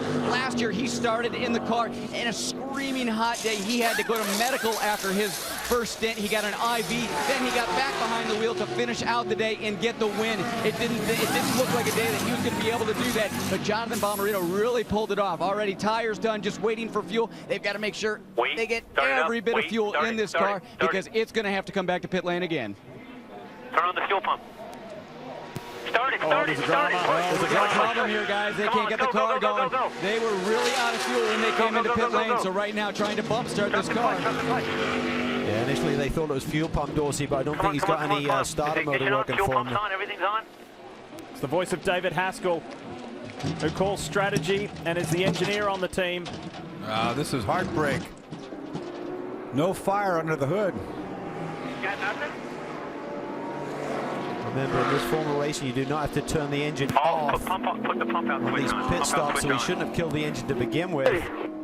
Didn't see him stall it or anything, but here's the traffic up front. Look at the 99 car putting pressure on Pruitt. Angelelli slips through the inside of the 5th place, Jordan Taylor. Pruitt pushing hard. Gurney's got him inside. Here comes Pruitt. Pruitt's trying to go around the outside of Max Angelelli. Side by side, the rivals. They were really working the 42 cars, what they were doing. Pruitt trying to do the same thing that we've seen earlier. Trying to pull the split and use that 42 Mazda as a pick. And look who's arrived on the scene. Darren Law is there. That Action Express Corvette is not done with yet. Look at the red, white, and blue machine. Yeah, the car was quick when it rolled off the trailer this weekend, the 5 and the 9, and they're going to be a factor here as they close in on the 99. They got a podium at Homestead in the wet, but it wasn't the way they wanted it. They want to race to the podium. They want to race to a win. They feel they've got a chance today.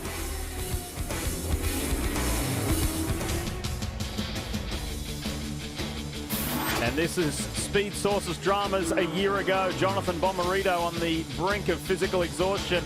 He was able to hang on, he and Sylvain Tremblay, though, to get that victory, their second in a row here at Thunderbolt Raceway, New Jersey Motorsports Park. It's not going to happen today, though. Some fuel pickup, fuel pressure problem, something stopped that car from refiring, and they went down a lap. There you see the GT career stats for both those boys. Very, very impressive. But Chris Neville, what did you hear about the 70 with that problem on the pit stop? Well, the issue was Jonathan Bomarito shut that car down because Sylvain Tremblay said they were worried that it could overheat during the pit stop. So when he went to refire it, the battery was dead. They thought they just needed to push start it, but since there was no battery juice, they had to run a jump battery down to get it refired. Now they're out there again, but I think they're over a lap down. Wow, costly mistake made there. Greg, things looking good so far at Stevenson. Well, they are. They come in, obviously, now as the leader, but this seems to be a relatively early stop. Cal, you mentioned during the break that this would match their first stint time, so maybe they're just at their limit and obviously trying to keep these tires underneath this heavy, powerful car. Oh, now a bit of a delay. Part of this may have been a fluid issue, and for the driver, because Mike Johnson just ran out 2 bottles of water with straws, stuck them through the window, so it just is possible that Robin Liddell is getting a bit dehydrated. Yeah, well, they equal the amount of laps. They did 36 laps on each of their first stints, but you had the parade laps to add to that first number, so we expected them to go at least 1 or 2 more laps, and that's significant because now with an hour on the board, it's going to be a long run for these guys to make it to the finish. While we're in the break, check this out. Gurney gives Pruitt a little nudge. He says, hey, I'm ready to come because I don't want to see Darren Law anymore in my rearview mirror. Got a great run off the last turn, Dorse, and... Yeah, he did the job, all right. He gave him a shot, said, I'm coming by, you better be ready for me, and he just did it as clean as can be, right down into turn 1, gets a big run going. See him right there. Scott's smart. He's not gonna press this issue. A lot of race left. Scott had to be careful there. If he defended too hard, he was going to open the door for Darren as well. While we're watching those pit stops, check this out. Riding with Pruitt, and Gurney got taily and ran off track. Yeah, that was just a little slip by Alex there. I don't think he was bumped by the 01 car. He just got out a little bit wide. Yeah, he did. Just got out off wide. You see how rough it is on the outside there. That will pack the radiator, and maybe he got some aero damage as well. It's a good save, actually, by Alex. Watch the 5 of Darren Law. Round it goes. That looked like just over rotation, Calvin, like he got in a little bit too much pinch to the inside and rotated. Yeah, he just tried to squeeze on that power a little bit early to get a run on Pruitt, but just overdid it a little bit. Very rare mistake from Darren Law. Could have been some dirt on the racetrack there, but a mistake nonetheless, and he gets turned around and loses valuable time. Has been one of the feedback points, though, Dorsey, from the drivers, particularly at Action Express. All 5 drivers comparing the Generation 2 to Generation 3 cars. It is a lot more nervous in that rear end, and they said, we haven't spun a car like that in a long time, and we're just having to be very careful. Well, Pruitt's not, as he says to Max, hey, I'm back. Now, Pruitt does the same thing. He says, I'm also right here. But look at this. Gurney's car still seems strong. Came through that corner, lost a little bit of ground. That could have just been the aero wash from the car in front of you. Coming out of 10. Looking at Paul Tracy on the left in the Doran Delara. You know, for Pruitt, that might be telling Max, I can't have Gurney doing this to me like he did before. He got by me once, I'm going to have to get by you if you don't pick it up. Make this time check. 58 minutes to go. Darren Law lost 10 seconds on this lead trio. We'll see if he can get it back.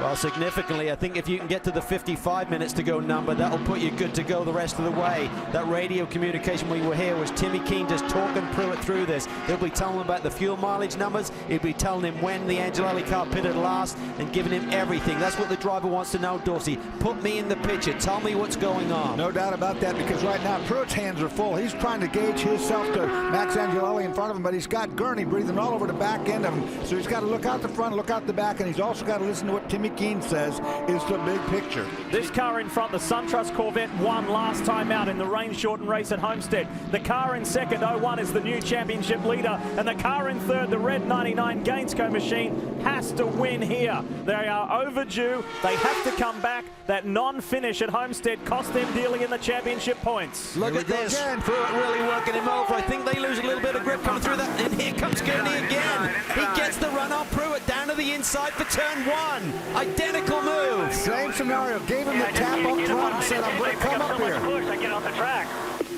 Pruitt is communicating to his team. Dramas. The car is not compliant to his satisfaction.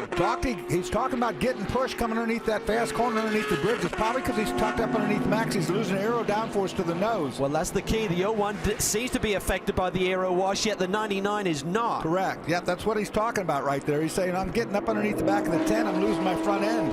And, of course, Gurney's car is not having that problem. New GT leader is Lee Keene, the defending series champion. He's being hunted down by the 88 of Jordan Taylor. Now, Lee has inherited the race lead, courtesy of the problems with the 70 and the stop by the 57. The 59 was in third. Taylor has made up some good ground, and so too has Jeff Siegel. This is the championship leading FXDD Ferrari of Emil Asentado and the man behind the wheel. Look at this. Pruitt's fighting back. He doesn't like hanging around in third, and that's exactly the same position where he had Ricky Taylor. Left rear corner may be damaged on Pruitt. Come on, we gotta get the pits now. Caught him at the critical point in the suspension, Dorsey. Don't be surprised to see damage on the left rear corner of Scott Pruitt. Okay, Gurney's going. Oh, Pruitt's going to be trouble. Yeah, look at the wheel. The wheel is completely bent. 2 out. That's over with for that car. Clipped him at the worst possible point on that suspension. You could tell it right at that point. That's a critical part right there. First full course caution. First yellow after 81 laps. The big boys banged hard. And this is going to mean that everyone, when they make this final stop, should be good to go now. This was the critical point, about 55 minutes for GT and DP as Gurney hits the pit box. Perfect timing. Yeah, that car came in and it was crabbing all the way in, so you're absolutely right. Damage looks to be pretty significant, and it just was not tracking right coming in, so they're going after the tires and fuel. But I don't know, it's going to be amazing if this thing gets out that fast the way that it came down into pit lane. Let's get back up. Looks like left rear might be bent, Cal. Was critical though. Under full caution, the pit lane is closed. It'll be interesting to see if Alex made it into the pit lane before we got the full caution. Here we see the battle here through 9 and 10. Pruitt around the outside. Now they get contact. That's going to spin. Watch this, right there. Man, right on the wheel too. Hit him in the door or anywhere else, but it hit him right in that corner of the suspension. I think Scott thought that he once he realized he wasn't going to make it on the low side of Alex, he gassed it up and tried to go around the high side. But here's the death blow right there. That's where he got caught there. And ironically, a year later, that's exactly the same position on the track where he contacted Ricky Taylor in 2011. Would you have thought this would have gone down? I think this is the point where he had that flat tire 2 years ago that cost him the win, right in this area of the racetrack. Perhaps one of the reasons why we've never had a repeat winner in Daytona prototypes here. Is it all going SunTrust's way? We'll find out. Less than an hour to play. There's a little something more going on here in New Jersey, because while we're under yellow, people are diving for pit road, including the race-leading number 10 SunTrust Corvette. This is a huge break for these guys. Well, it is, because they were going to need to be coming in, and the bigger break is the big picture in terms of the 99 car and the 01 being her. But in terms of their fuel strategy, they'll be able to top up now, go the rest of the way. But there's some other guys on pit lane who may be a little bit faster. We have to see how this plays out. These guys basically need a full fuel load, and I think they might have got leaped a little bit. Delay there for Max to get back underway. Pretty sure I saw the 8 car get out pretty quickly. I have to wait and see. Kind of hate to say the big picture for the 99 boys does not look Championship-wise, Dorsey, you're correct. Not horrible. Good at all. However, there are some teams in this race who haven't been in this exciting lead picture who are saying, thank goodness. We heard Mike Shank, the Rolex 24 at Daytona team-winning owner, saying that we need a caution. We've got one. All of a sudden, Oz Negri is up in the top 4. Ryan Dial's up in the top 3. Darren Law's up in the top 2. And unfortunately, that's a very wounded Red Dragon. The key is going to be here. I'm not sure if DL or Negri have the ultimate pace. They've been about half a second off, but someone who will be back in the mix is Richard Westbrook. Remember, they've had a very quiet day. Valenti got bogged down in that traffic on his opening stint, starting at the back of the pack, but Westbrook has been running mid-17s, which is the pace of the quick guys today, so he could be a factor here in this last 45 minutes of this race. When we went to the break, you saw this car dive to pit road. It went back out and came back in. It was severely crabbing to the left. Damage on the rear left doors as we see the team members go to work. Yeah, we saw that when it was sitting in front. They tried to just put tires on it and so forth, but the left rear suspension was definitely towed out a lot. They had to bring it back in, and so the day done for both the 01 and the 99. Here's how it happened. Riding with Scott Pruitt. That's Alex Gurney in the red car. Bang, there's the first contact, and it was pretty heavy. Spun around, and Alex just rolls back. Pruitt thought he was going to clear him. I mean, if Alex had stayed on the brakes there, I mean, not his fault in no way, but if he'd just stayed on the brakes more, car may have stayed stationary and just rolling back there. Actually, he was on the brakes, looking at it from that he's in angle. the dust there, yeah. You just couldn't stop him. He's on the dirty part. Watch the rear wheels. He'll lock up once he gets spun right here. You see the tires stop moving. He did roll back a little bit, but that's the same point in the racetrack, Dorsey, where Rojas put the move on Ricky Taylor, remember? Diving down the inside and banging him a little bit. And here's Pruitt knowing his day's done. He's going to come out, take one look, and know it's over with. Between those two drivers are 6 Daytona prototype championships. You don't often see kind of clumsy situations like that, and it's going to have massive championship implications. What are the thoughts of the team owner, the team principal at Gainsco? Here's Bob Stallings. Yeah, obviously a tough day, Bob. Contact out there, car's still sitting here. Looks like some pretty severe damage to the back. Yeah, well, yeah, very unfortunate because the 99 and the 01 are the 2 fastest cars on the track and have been all day. The history between the 2 cars has the tendency to make people a little over anxious, and I think that's kind of what happened. The rear has a problem, but we also had a little bit of problem on the left rear front, which we're trying to get fixed right now. So we're getting ready to go back out. All right, so the crew doing the job. They get the car back out. Obviously have lost an immense amount of time. Chris? Well, that contact couldn't have happened at a worse time. I was just checking in with Tim Keene on the 01. He said, hey, we're getting ready to come into pit lane, but Scott doesn't know. I don't want it to go over the radio. So he was watching our broadcast, waiting until Scott was getting to the last couple corners of the racetrack, and then he was going to pull Scott in. So just a couple corners short, that's when the contact happened. So just couldn't have happened at a worse time. He looked at me and said, hey, we're broke, we're done. Wow, just very unusual scenes, and the checkered history continues between Ganassi and Gainsco. That's why they are arch rivals, and it's a big win for the likes of Starworks, for the likes of SunTrust and Action Express. And there he is. We called it earlier. Watch out for Ryan Dial, and that Starworks Ford, the number 8, is now on top. See you in a moment. You join us just seconds after the restart with Ryan Dial in the Starworks Ford leading the way. It's another Ford-powered Riley in second with Oz Negri Jr. These were the 2 cars, drivers and teams going at it at the Rolex 24 at Daytona for those magical Rolex wristwatches. And it was that car there that won the big one at the beginning of this Grand Am season. Third is Max Angelelli. Darren Law had to fend off a very determined Richard Westbrook for Spirit of Daytona Racing. Westy pitted just before that caution, got the wave around, and he's now in the mix. He is. Those 3 Corvettes are going to chase down these 2 Ford-powered cars. They got a bit more downforce, as Peter Barron suggested, with this Corvette bodywork. That really pays dividends around this racetrack, Dorsey. Richard Westbrook got tapped by Alex Popov. Oh, and speaking of that, it was the same result, as a matter of fact. Westy did a great save. But watch behind him. I think Darren Law will have a bit of a run on these guys, because those guys were duking it out there a little bit. Here comes Westbrook in the 90 machine. Never been here before. He said it's not the easiest place to learn. He's got a great run on Darren Law. There is no keeping that Action Express car down. There's the other Corvette Daytona prototype for Spirit of Daytona. Richard Westbrook has a look on the inside. He appears to be the quicker of the 2. but Law just keeps coming back every time he gets pushed down. Yeah, Darren went really deep on the brakes, took a shallow entry, got a little bit of understeer. Westy got a much better run off the corner, but right there, Darren pulls out a little bit, so Westbrook didn't get a good run through that corner, but Angelelli has got to be patient here. He's got a much faster race car than Oz Negri and DL to this point in the race, about half a second clear on their fastest laps, but got to be careful. Watch getting offline right now, too. Take a look at the racetrack. Really now starting to show the signs that we're used to around here. A lot of rubber, a lot of debris offline. Don't be surprised if you see contact between this blue and white Daytona prototype and the orange and white one. Two spirited drivers, the Brazilian in Oz Negri, the Italian in Max Angelelli. Both fight as hard as they can for every inch of road. Yeah, two of the hardest drivers in the DP ranks here, Oz Negri and Max Angelelli. I mean, Negri is a very good friend of the Taylor family, but that doesn't mean anything when you're in this scenario. You fight for every point, every position on the racetrack. Let's watch this front straight drag down into one and watch fourth and fifth, Law and Westbrook. Let's not forget about Alex Popov at the back of this battle either in that second Star Works car. There he is, remarkable drive from almost last in the field. He came right up almost on into the top 5. That was fantastic. I mean, oh, look at that! Law got loose. Dropped the wheel there on turn in. Dropped the wheel there as he was about to turn in and caught it nicely. He'll take this little escape route.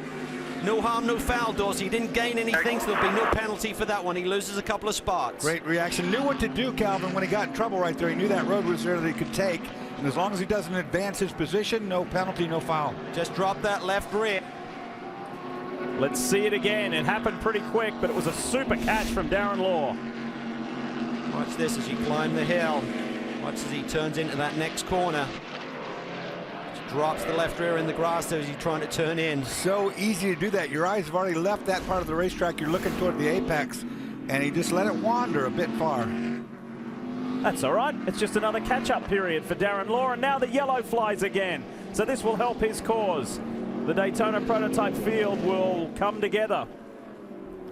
This, I'm hearing, is debris on the front stretch. There's part of it right there. I think there's probably debris everywhere right now, to be honest with you. Oh, and Oz Negri just went flying past our race leader. Didn't see that caution out there, He obviously didn't see the yellow. He'll let that go back and shouldn't gain any kind of a problem with that. Yeah, he'll let Ryan go straight back by, so he's corrected that situation very quickly, so no penalty, I would imagine.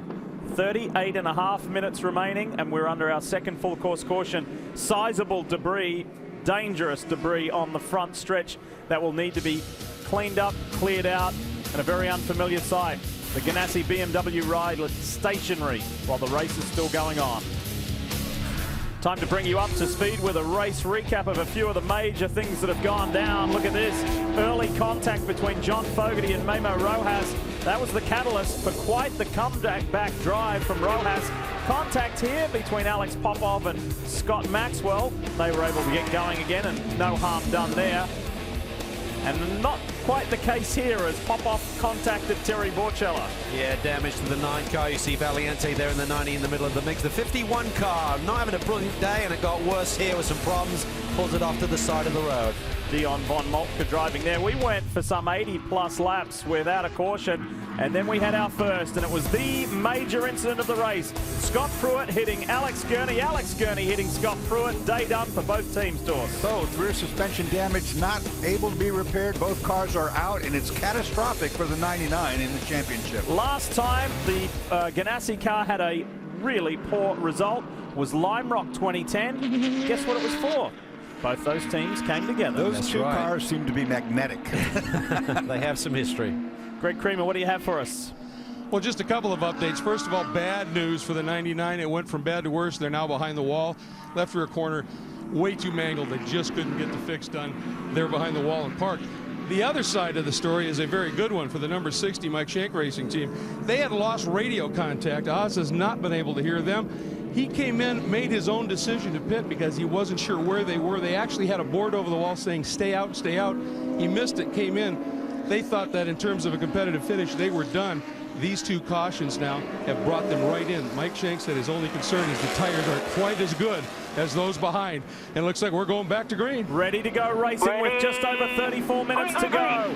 We've had a different winner in every race in Daytona prototypes this year, and odds are on for another one. Look at Dane Cameron on the Mazda. Wow, that was a forceful move. Great drive. That's a wild run there, and he's taken the lead from Rob Liddell. Dane Cameron goes to the front of the GT pack. Boy, you got to hope he did all that before. I mean, after he passed start-finish line, though, it might have been deemed a jump start. He made a lot of move right there. You cannot initiate a pass. It means you can't be going alongside another car before the stripe. You can't be jumping out too early, so we'll have to wait and see. It looked like a good, clean move, but meanwhile, Dial again has got the hammer down early and stretched it on Oz Negri. Check this out. Look to the right. Look to the right. Look at Dane Cameron. That was quite the restart. He had a killer move up the inside, and it looked like you said, Calvin, looked all clean. I don't think Rob Liddell realized he was coming. I think Rob was making room for the DP traffic, and Dane just drove by him on the exit of turn 1. Great view from the FXDD Ferrari of Jeff Siegel, who is also very much in the mix. So too is that pink and white Magnus Porsche with Andy Lally. That has been quite the comeback drive. Look at Jeff Siegel there, our championship leader, along with Emil Asentado. He's looking strong once again in the FXDD A Motorsport Ferrari. Ferrari's going to be a factor all year long, I feel. Chris? Well, I know we've been watching the fuel mileage on those Mazdas, and we were concerned that they couldn't make it to the end. Well, that 42 car came to pit lane prior to that caution that Scott Pruitt and Alex Gurney had early on, but Katie Crawford made a great call during that caution. She came to pit lane, she topped the car up. They are good to go on fuel. I checked in with all the other GT cars, everybody from the 44 to 69 and also the 59 saying they're good to go on fuel. Tell you what, that's got to be the move of the race. I mean, that was just a phenomenal run up the inside. It wrestled that leeway, and I agree totally that Robin Liddell didn't see that one coming at all. I think he saw a pile of DPs thinking, let them go and I can get on with my game, and Cameron was so barreled down the inside there. Took him unawares, so good strong move here. Remember, Dane Cameron, as Chris just mentioned, has a lot more fuel on board than Robin Liddell, but maybe Liddell will now be back in his fuel window without needing a splash with all of this caution here in the last few minutes. Championship leading car in GT, we ride with Jeff Siegel. He and Emil Asentado have been GT champions before. They want to do it again in a different team, different car. This GT battle is intense. Right behind these guys, we've got Lally, we've got Johnson in the Turner Motorsports M3, we've got Jordan Taylor on a charge. He's been quick all day. Here's Andy Lally, and right behind is the first time we've seen the 94 Turner car today with Billy Johnson, as Cal just mentioned. He is filling in for Bill Auberlin, who has other racing duties and has helped Paul Dell'Alana and Will Turner's organization hugely. This has been quite the drive from the regular Roush driver in the Continental Tire Sports Car Challenge Series.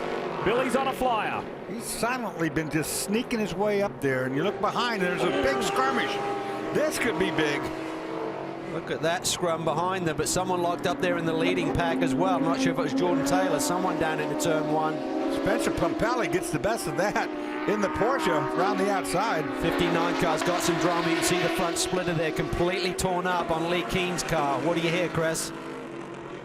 Well, it sounds like Lee Keen ran over a curb on the back part of the racetrack about 5 minutes ago, breaking that front splitter, and since then he's dropping wheels everywhere. I've seen him come off the track coming onto the front straightaway, so he slid from leading GT all the way back to, I think, 7th or 8th right now.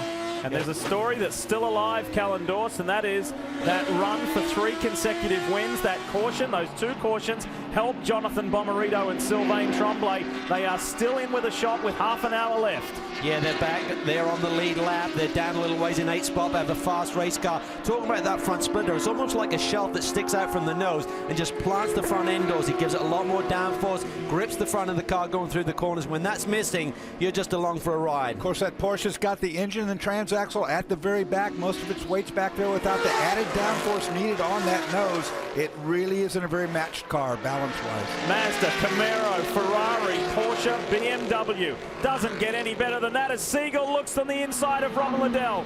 Not quite close enough. Speaking of Liddell, Greg Creamer, what are they saying at Stevenson for the 57? He said those cautions were exactly what they needed. I talked to Mike Johnson, and he is confident, well, sort of, but confident that they can make it to the end. Look at Dane Cameron. He's dirt tracking that little Mazda there through that chicane. Sliding that car around. They've been very happy with the car. They did the promoter test day here on Thursday. Found a good setup underneath it. And away they go. They had a lot of confidence coming into this one. They thought this could be their track to shine, and they're doing it. It has been characteristically the best track Mazda runs at. They are undefeated pretty much. I mean, they won the last 2 years in a row. Last year was a Mazda 1 through 4 sweep. got to remember is that this team is a family-run team by the Nonna makers, Father Joe, Will and Wayne, with the support of Joe Salem, the man behind the sausage company, the meat company up there in upstate New York. And they were a tight-knit organisation, did very, very well in club racing, and then in the Grand Am Cup, Coney Challenge, now Continental Challenge. They've been in the Rolex Series for a number of years now. They really stepped it up, but only over the last 2 years they really made a serious commitment financially to step up their equipment, their cars and their drivers, and they are thrilled with what Dane Cameron has brought to the party. They really are. I mean, they are very disappointed when they lost Jonathan Edwards, but they have the perfect replacement in Dane Cameron, a young American. As Siegel goes for second, down the inside of Rob Liddell with the Ferrari. Clean as a whistle. Got it done just the way you want to. Textbook out-braking maneuver down into turn 1. That has opened up an opportunity for that pink and white Porsche, the 44 of Andy Lally, multi-time series champ, and he's going for his 100th podium today in Grand Am Series competition. He's only one position away from it. It's pretty tense down at the Salem's camp. Let's go there now with Chris. Yeah, but Katie Crawford's looking pretty relaxed right now. Katie, your boy put that thing right up in the lead on that restart. Did you call the green? I called the green, but he's my hero. I think we all just wanted to turn around and we all just want to hide for a while now. That was amazing. Jeff Siegel right now charging up to second place. You worried about that Ferrari? Definitely. They show speed late in the stint. You know, with the tires, they seem to be able to hold on. And this track is a good track for them. They're good on the infield. So, yes, very worried. Well, this team was second at Homestead. They're hoping to do one better today. If you're worried, if you're wondering about the incidence of pink here today, it's because this event, the Global Barter 250, is presented by Susan G. Komen for The Cure, particularly the Central and South Jersey affiliate. They service 13 different counties, raising the awareness of breast cancer and helping raise funds for research as well. It has touched a lot of people, a lot of families, including families amongst our racers here. So thank you to everybody for supporting that worthy cause. I called this one a little earlier as the move of the race, and that was just my personal opinion. But Dane Cameron on this restart, watch this Mazda up in front here as he sees something like a quarterback does. He sees an opening that only he can find, and he drives that Mazda right to the front. And Lally tried to defend. You saw Lally sort of like break, you know, the train as soon as he could. Once he hit the stripe, Lally went to the right, and Cameron just went further and committed himself down to the inside. And Liddell was really caught unawares there. Didn't expect it, I don't believe. When you put a move on Andy Lally like that, that's something special. So GT is equally as exciting as DP. Look at this. Ryan Dial has just half a second lead over Max Angelelli. Oz Negri dropped back to third. Darren Law is on the comeback trail. And Richard Westbrook rounds out the top 5.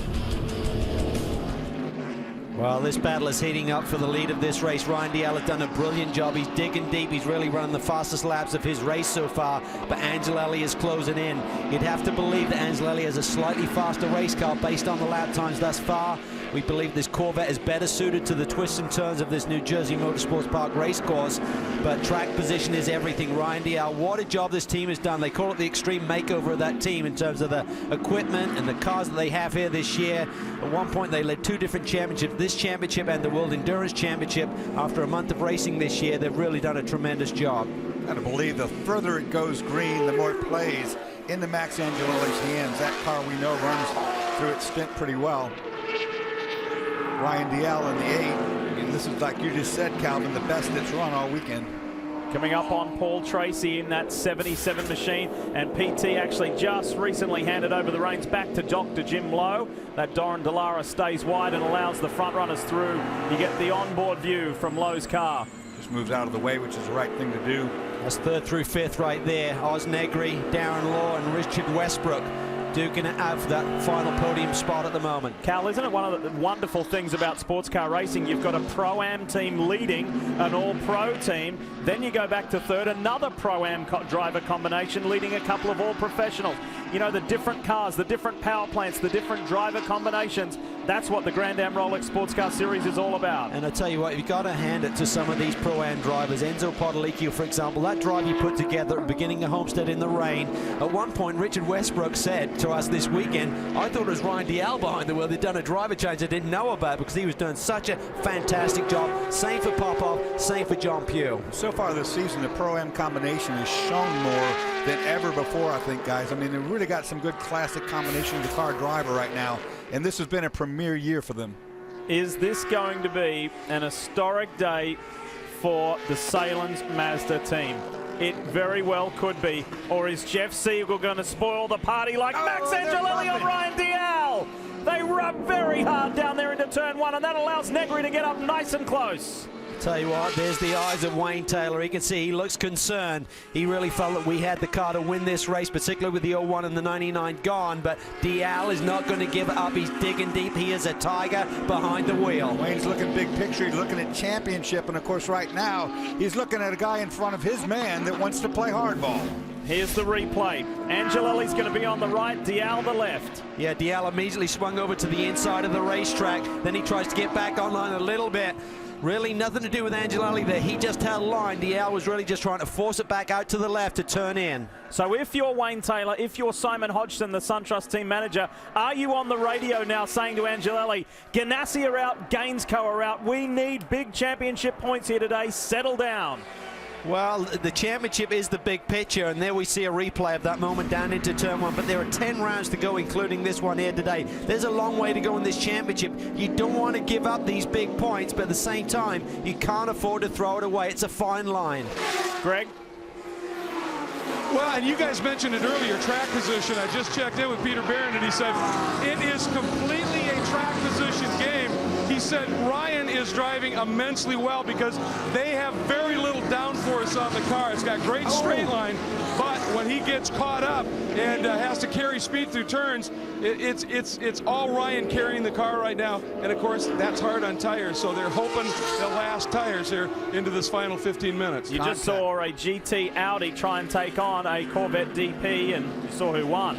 That was Goulart, got bounced off Westbrook. Yeah, Elvin Goulart in the Audi R8 unfortunately did make contact and got knocked out into the dirty part of the racetrack. Take a look at it right here, and you'll see the Audi comes up the worst for wear. This has got to be where you'd be heads-up driving right now. You got a whole bunch of DPs, and Elvin never saw that. He turned right into the side of the DP. No fault of Westbrook there, who has got around the Action Express car to assume the fourth spot right now, so he's in the thick of it, but nothing he could do about that one. He'd already committed, and Elvin just turned into him. Chris, what's going on at SunTrust? Well, they were just talking about essentially what Greg was saying. They feel that Ryan Dial is also burning the tires off of that car, and they're telling Max, hey, take your time. Don't worry, we've got 20 more minutes to go. Just keep burning them down. Watching the 8 car going to turn one, very twitchy under braking compared to the 10 car. We want to say a quick hi to everybody watching via Motors TV in the UK and Europe. Your man Richard Westbrook is on a real tear here. He's got by Darren Law. He's up to 4th, and now he's starting to work on Oz Negri. Here he is in the all-blue Corvette right there. And those Rileys, remember, got a little bit more aero help at the last round. It didn't show so much at Homestead. A lot of guys like to trim out there, but they've got the louvers on the front fender, which really allows the air to escape, giving you more grip on the front end, and also some tiny little dive planes. They're only an inch wide, but it helps a little bit. Switching gears to GT, and Dane Cameron, in his first year with this Salins organization, is handling the pressure from Jeff Siegel very well, Dorse. The Ferrari looks really, really good. And of course, we didn't have the Ferrari last year. The last several years, it's been all Mazda. That car does look equal to the Mazda. As far as I'm concerned, Calvin, I think we've got a real threat here. Yeah, well, it's a very balanced race car. Katie Crawford alluded to that. She said that the car is really good on the long stints, and what you mean by that is not eating up the tires. The car is balanced. It's using the front and rear tires at the same rate, so it doesn't overload one end of the race car. Means on the longer runs, you got good grip underneath you. Change position here. Look at this. Westbrook looked like he's dropped a position again. Yeah, Darren Law's got the better of that Spirit of Daytona car. It's 2 Corvette DPs fighting it out here. Meanwhile, back up front, Angelelli has taken a breath, he's regrouped, and now intensifies the pressure on Ryan Dial, the Scotsman who now lives permanently here in the United States. This is good hard racing. The Ford-powered Riley versus the Chevrolet Corvette for SunTrust Racing. This is great racing. You talk about the big picture. I think any other driver you may be able to convince. Just think of the big picture in the points. Max Angelelli, I'm not so sure, Dorsey. I knew where you were going with that one, and I agree with you 100%. Max drives with his heart. He doesn't want to be told to come in second ever. He wants to win, and he didn't like that little side side-by-side run down in turn 1. He wants a payback. This is a moment ago. Watch for Darren Law. Watch the 90. Watch the 60. Wow, Westbrook got in there hard. And then Darren Law said thanks.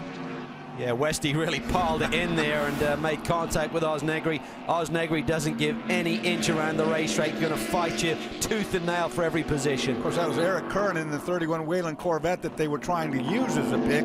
He's trying to fight his own battles out there as well.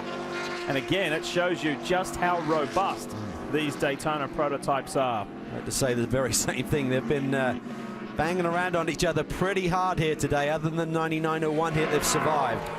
There is a Ford-powered car out in front of this race. And boy, the action's been hot while we're in that last commercial break. Jeff Siegel in the 69 FXDD Ferrari for the lead in GT. These are the championship leaders and beautifully executed. Yeah, very clean pass. You see Dane here scrambling for grip a little bit. He opened the door just slightly. Jeff just slides it in there, Dorsey. And while that was happening, of course, it was up front that we had to go. As Max Angelelli's been trying to find a way by Ryan Dial, drops the wheel to the inside, gets grip, and muscles his way into the lead. So it's all going on, respective class lead passes. And Max the Axe Angelelli out in front. Law and Westbrook are still going on at it. They're in the background. And this is huge for the SunTrust team. They've been on the podium for the past 4 consecutive years here, never been victorious. We could have a different winner again here at New Jersey Motorsports Park. We understand there's some unhappiness in the Star Works camp. Let's find out from Peter Barron. Well, I just talked to Peter. He really doesn't want to talk right at the moment. He is furious because he says that Max Angelelli hit the back of Ryan Dial's number 8, knocked it wide, and drove underneath. He called the officials over. He has been jawing at the officials. Not happy right down here in the Star Works pit. It's been deemed a racing incident, guys, as the ones we've seen prior today also have been. So once again, no penalty or foul called. Yeah, I mean, I think the calls have been consistent today in terms of their allowing a bit more argy-bargy around this very twisty racetrack. Here's another replay at it. You can see Ryan just getting stacked up a little bit behind the 88. Max takes to the inside. I don't have a problem with that one, really. No, Max dropped the wheel trying to avoid contact. You saw the dirt fly up, so I mean, it wasn't an intentional try to loosen the guy up. Still going to be, if positions remain as is, a very productive day for car 8 from Star Works. They will go back into the championship lead, which is huge. And the 10 SunTrust car, the Chevrolet Corvette, will consolidate its position as well and clawing back. Remember, they saw 14 laps at the season opening Rolex 24 at Daytona. It was disastrous, and it has been quite the climb from there. It really was, Lee. And then a big drama at Barber, where we had Max had that incident with Darren Law, got the stop and go penalty, so not the ideal start to the season, but they come in here with some momentum. The win at Homestead, great strategy call. The race was shortened. They were in the right place at the right time, had the big win. Ricky had a tremendous lap ESD, really drug that car around by its shirt tails there and got the pole position, and they've executed here today, Dorsey. I suppose that, the proof in the pudding is what you see right now. The fact that Max Angelelli once Spy is now just checked out from the field. He had a better car. I think he was, after being talked about Wayne Taylor to calm down, don't get your dander all up, just hold off, we got a lot of race left. He was able to compile that, and once he's made the pass, now he's just going. Let's switch to GT from Daytona Prototypes as Osnegri puts a little bit of pressure on. Look at that, nice clear road for Jeff Siegel. He hails from Philadelphia. This is not really his home track because Philly was where he grew up. He thinks more of Homestead Miami Speedway is his home track because that's where he spent his days at college and early racing years. Boy, this is tight. This is intense in GT. It is. He can't afford to relax because Dane Cameron isn't going anywhere. Liddell's putting the pressure on Dane. You see there one of the DPs coming through, but Lally's in the picture as well. So there's still a bit of time left in this race, just under 9 minutes. So a lot can still play out. And as bizarre as it might sound, Dors, for that 57 Stevenson Camaro, Mike Johnson, team manager, and the crew have been so frustrated this year. They felt as though they've never been in a situation where they could have raced for a podium or raced for a win. And I'm not going to get into the nuances of what that is, but they just felt as though their hands have been tied. Today, they've been able to run free, pole position by over half a second, and they've been up in the top 5 whole race long. It's been a really good day for Stevenson here in New Jersey. You know, we talk about different cars and different racetracks and how they might be suited to one another better than others. This certainly is a track that's been suited to Mazda. Obviously, it's suited to Ferrari right now. That Camaro is coming into its own in some tracks coming up. When I see it go to Belle Isle and Detroit, our next race, I see that being a contender for the win. Yeah, Mike Johnson told me just as I was coming up to the booth, in fact, to call the race here today, he said, don't expect us to stay up front for long. Yes, we got the pole, but we're running the tires off the thing. Really hasn't been, oh, look at this. Liddell looks to the inside of Dane Cameron there. Almost got him loosened up, and sometimes you got to do that around here. There's not much passing room. Don't discount that pink Porsche. It's Andy Lally. They won the Rolex 24 at Daytona in GT. And he's won that numerous times. He's won the GT championship numerous times. He and John Potter, it's a new combination this year. Switching from years at TRG, it's a new experience for Andy Lally. And he's really helped John Potter's cause. He's helped the team. John Bedell and the boys are really thrilled by what they got going on in the 44 this year. Liddell and Lally are really used to racing tight and close together. They've been doing it for many years. Will that Porsche prevail in the last 7 minutes? Remember, Andy Lally going for his 100th Grand Am podium here today. There's a little bit of a bet on the line with his Kinetic Kia Sport team over in the Connell Tire Sports Car Challenge Series. Whoever gets the podium first, he or the Magnus team. Nick Johnson over there is going to wear the hamster suit on the grid at the next race. Or the team manager here at Magnus will do the same thing if Kinetic beat them to them. But Lally looking strong here for a potential podium. You know what, boys? Jeff Siegel has lost his lead margin. Dane Cameron is as close as he has been. They are starting to zero in like they are on second place Ryan Dial. Look at this, 2nd through 5th. Wow, how competitive is this series? Look at this.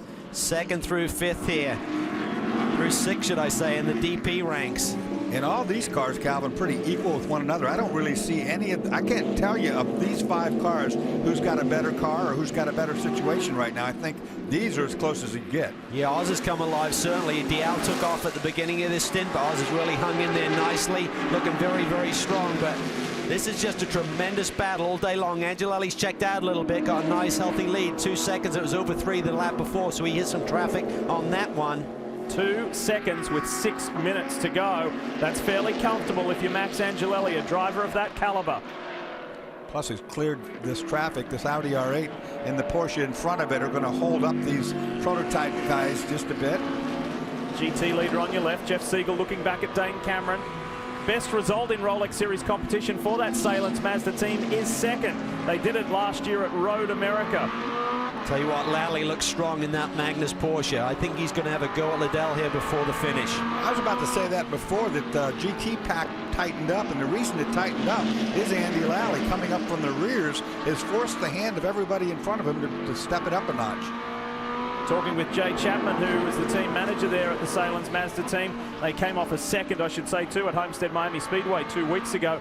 He said that was a huge morale boost for this team. Well, Wayne Nonamaker and Dane Cameron have carried that momentum from Miami to New Jersey, fending off Robin Liddell. Consecutive podiums for a small team like Salence is huge. It really is. It's really shown the strength of that operation. I mean, they are now a factor week in and week out. We should see the odd highlight in their season where they suddenly be strong, but right now, every week you can depend on them to be in the thick of things. Guys, 4 minutes, 43 seconds to go, and I see this getting ugly. I mean, it's going to be down to 2 laps essentially around here for 2nd place.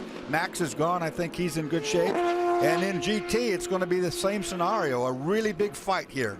What is it about this track that produces different winners every year in Daytona prototypes? We've never had a race that's even close to being similar. Oz Negri and Mark Patterson won in the first year in 08. In the wet, Ricardo Zonta and Nick Johnson won for Tracy Krone's team as Richard Westbrook puts the pressure on. Then 2 years ago, John Fogarty, Alex Gurney won for Gainsco. And last year, the Ganassi boys did it, Pruitt and Rojas. It's looking very, very good for Ricky Taylor and Max Angelelli with just 4 minutes to go. Yeah, can they get 2 in a row? Can Siegel and Asentado get 2 in a row in the GT ranks? We talk about momentum. Those 2 teams have it right now. Looking at the back of the lead Ferrari and GT, and you see there is the deficit back to second and third, fourth and fifth. It'd be a season best result for that 57 car for Robin Liddell.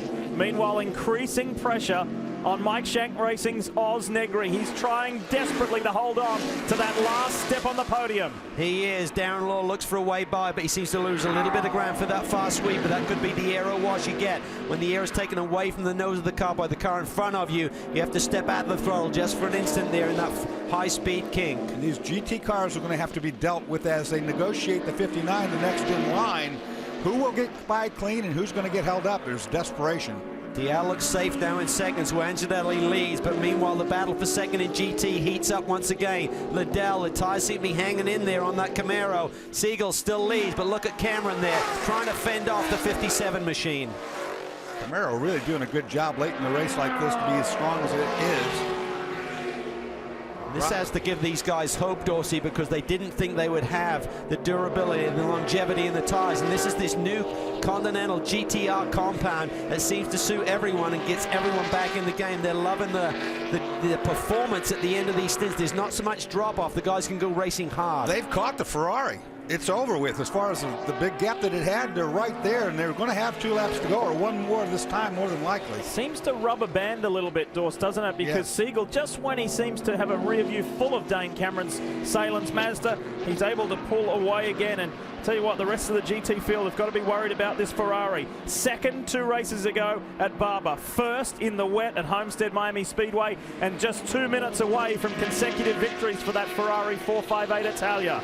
And like I said, that Camaro, if it should hold tight like it is right now, it's going to go for second. He looks to the inside. This is a better result than that they would have expected. And they're coming into some tracks that are going to be good. Oh, Cameron's wide. Cameron's really wide. He's in the dust.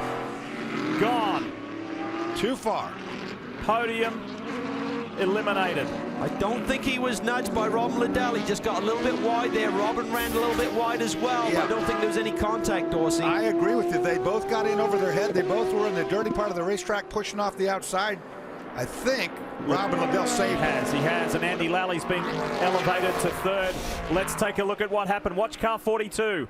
Just gets in there, you float the car on the entry to this corner, and he's just out in the marbles there, very dirty, as you said, Dorsey, at this stage of the race. And the 1 car length difference that the Camaro was back gave it enough room to get gathered up in that corner. Max the Axe Angelelli in his SunTrust Corvette will see the white flag next time by. 1 lap to go for the Italian. Been a superb performance. This has been one mega Daytona prototype race. I mean, we talked about Rojas's stint at the beginning here, but Ricky Taylor held on so well. Brilliant pole, and then really managed the race very well. Ultimately, the tires gave up a little bit. Angelelli was under a lot of pressure, but he's also done a tremendous job, aided, of course, by the 01 and the 99's contact. Now, Robin Liddell solidly in second place in the Camaro, no question. You see the Ferrari right there up front. Siegel, I don't think under much pressure at this point. Andy Lally in the pink Porsche can really upset this apple cart. Get that hamster suit ready, Nick Johnson. Billy Johnson behind him is having a good look. Is he close enough on this final lap? Remember last November when it was huge news in the automotive industry, but particularly the motor racing industry, that Chevrolet with its Corvette brand was coming big to the Rolex Sports Car Series in Daytona prototypes. We came out at the season opening Rolex 24 at Daytona. It was won by Riley with the Ford Power and Mike Shank Racing. Since then, it's been Corvette with Spirit of Daytona, and last round with Wayne Taylor's SunTrust Racing. It could be 3 in a row here for the Corvette Daytona prototype at the hands of Max Angelelli and Ricky Taylor in just less than half a lap's time. Final sequence of corners.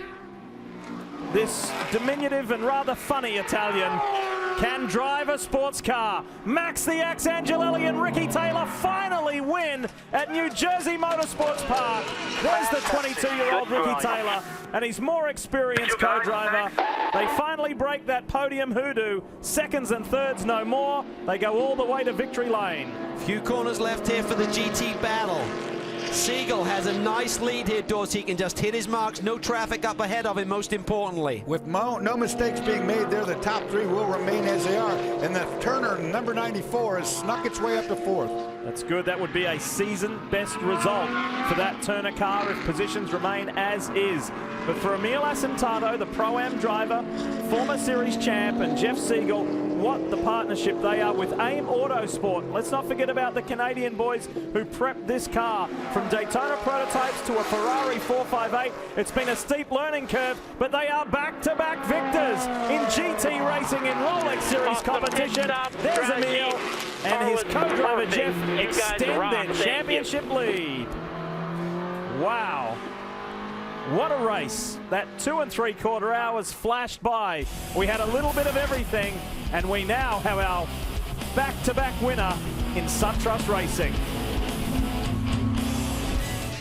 Well, what a drive, what a performance. Max the Axe Angelelli, his 20th Rolex Series win, and Ricky Taylor gets his 6th. They're in victory lane with Chris Neville.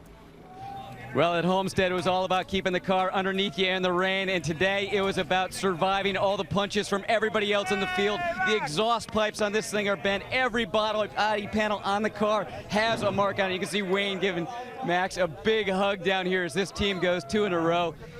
Max, great run today. You guys took shots from Gainesco, Ganassi, the Star Works guys. Everybody was throwing punches, but you guys survived. Thank you. It was a very hard race. My middle stint, my first stint was so difficult. Finally, I got a new set of tires for the last stint, and the car was just fantastic. Our Corvette, SunTrust Racing, we won again. That's great. Ricky, everybody on the team was hanging their heads after Daytona, that 14th place finish. You guys have worked your way up to second in points. You got to be pretty happy. Oh, it's unbelievable. I never expected we could have such a good points day. You know, with just 9 cars here. Got to say thank you to our car owner, Nelson Cambada, back home, and happy Mother's Day to Mom. Yeah, he gives his mom a great Mother's Day gift. Well, we're standing down here with the GT winners, and there's a lot of celebrating going on, to be sure. And they're enjoying this moment. Second win in a row, up now by 8 points in the championship. And Jeff, I'll tell you what, those yellows came along right when you needed them. It looked like brought you right into the hunt. You're telling me. I mean, we were really, really close on fuel there, just trundling around under yellow, hoping we wouldn't run out because we were going to pit that lap that it came out. But it ended up working out great. We had fresh tires and we had a great setup, and all throughout the week, Ian Willis and the rest of the AIM Autosport crew did a great job of kind of calming me down and focusing on the long run and not just one lap pace, and that's exactly what we needed today. So we made it up under braking, we made it up in the tight bits, and we made it up over the long run. It was a really, really tough race, but very, very happy to have this momentum, and 2 in a row is fantastic. All right, Emil, you had to give it in that early going, obviously. You didn't qualify quite as well as you would have wanted. Yeah, we're disappointed qualifying. I don't know what was wrong with me. It wasn't the car, it was probably just me.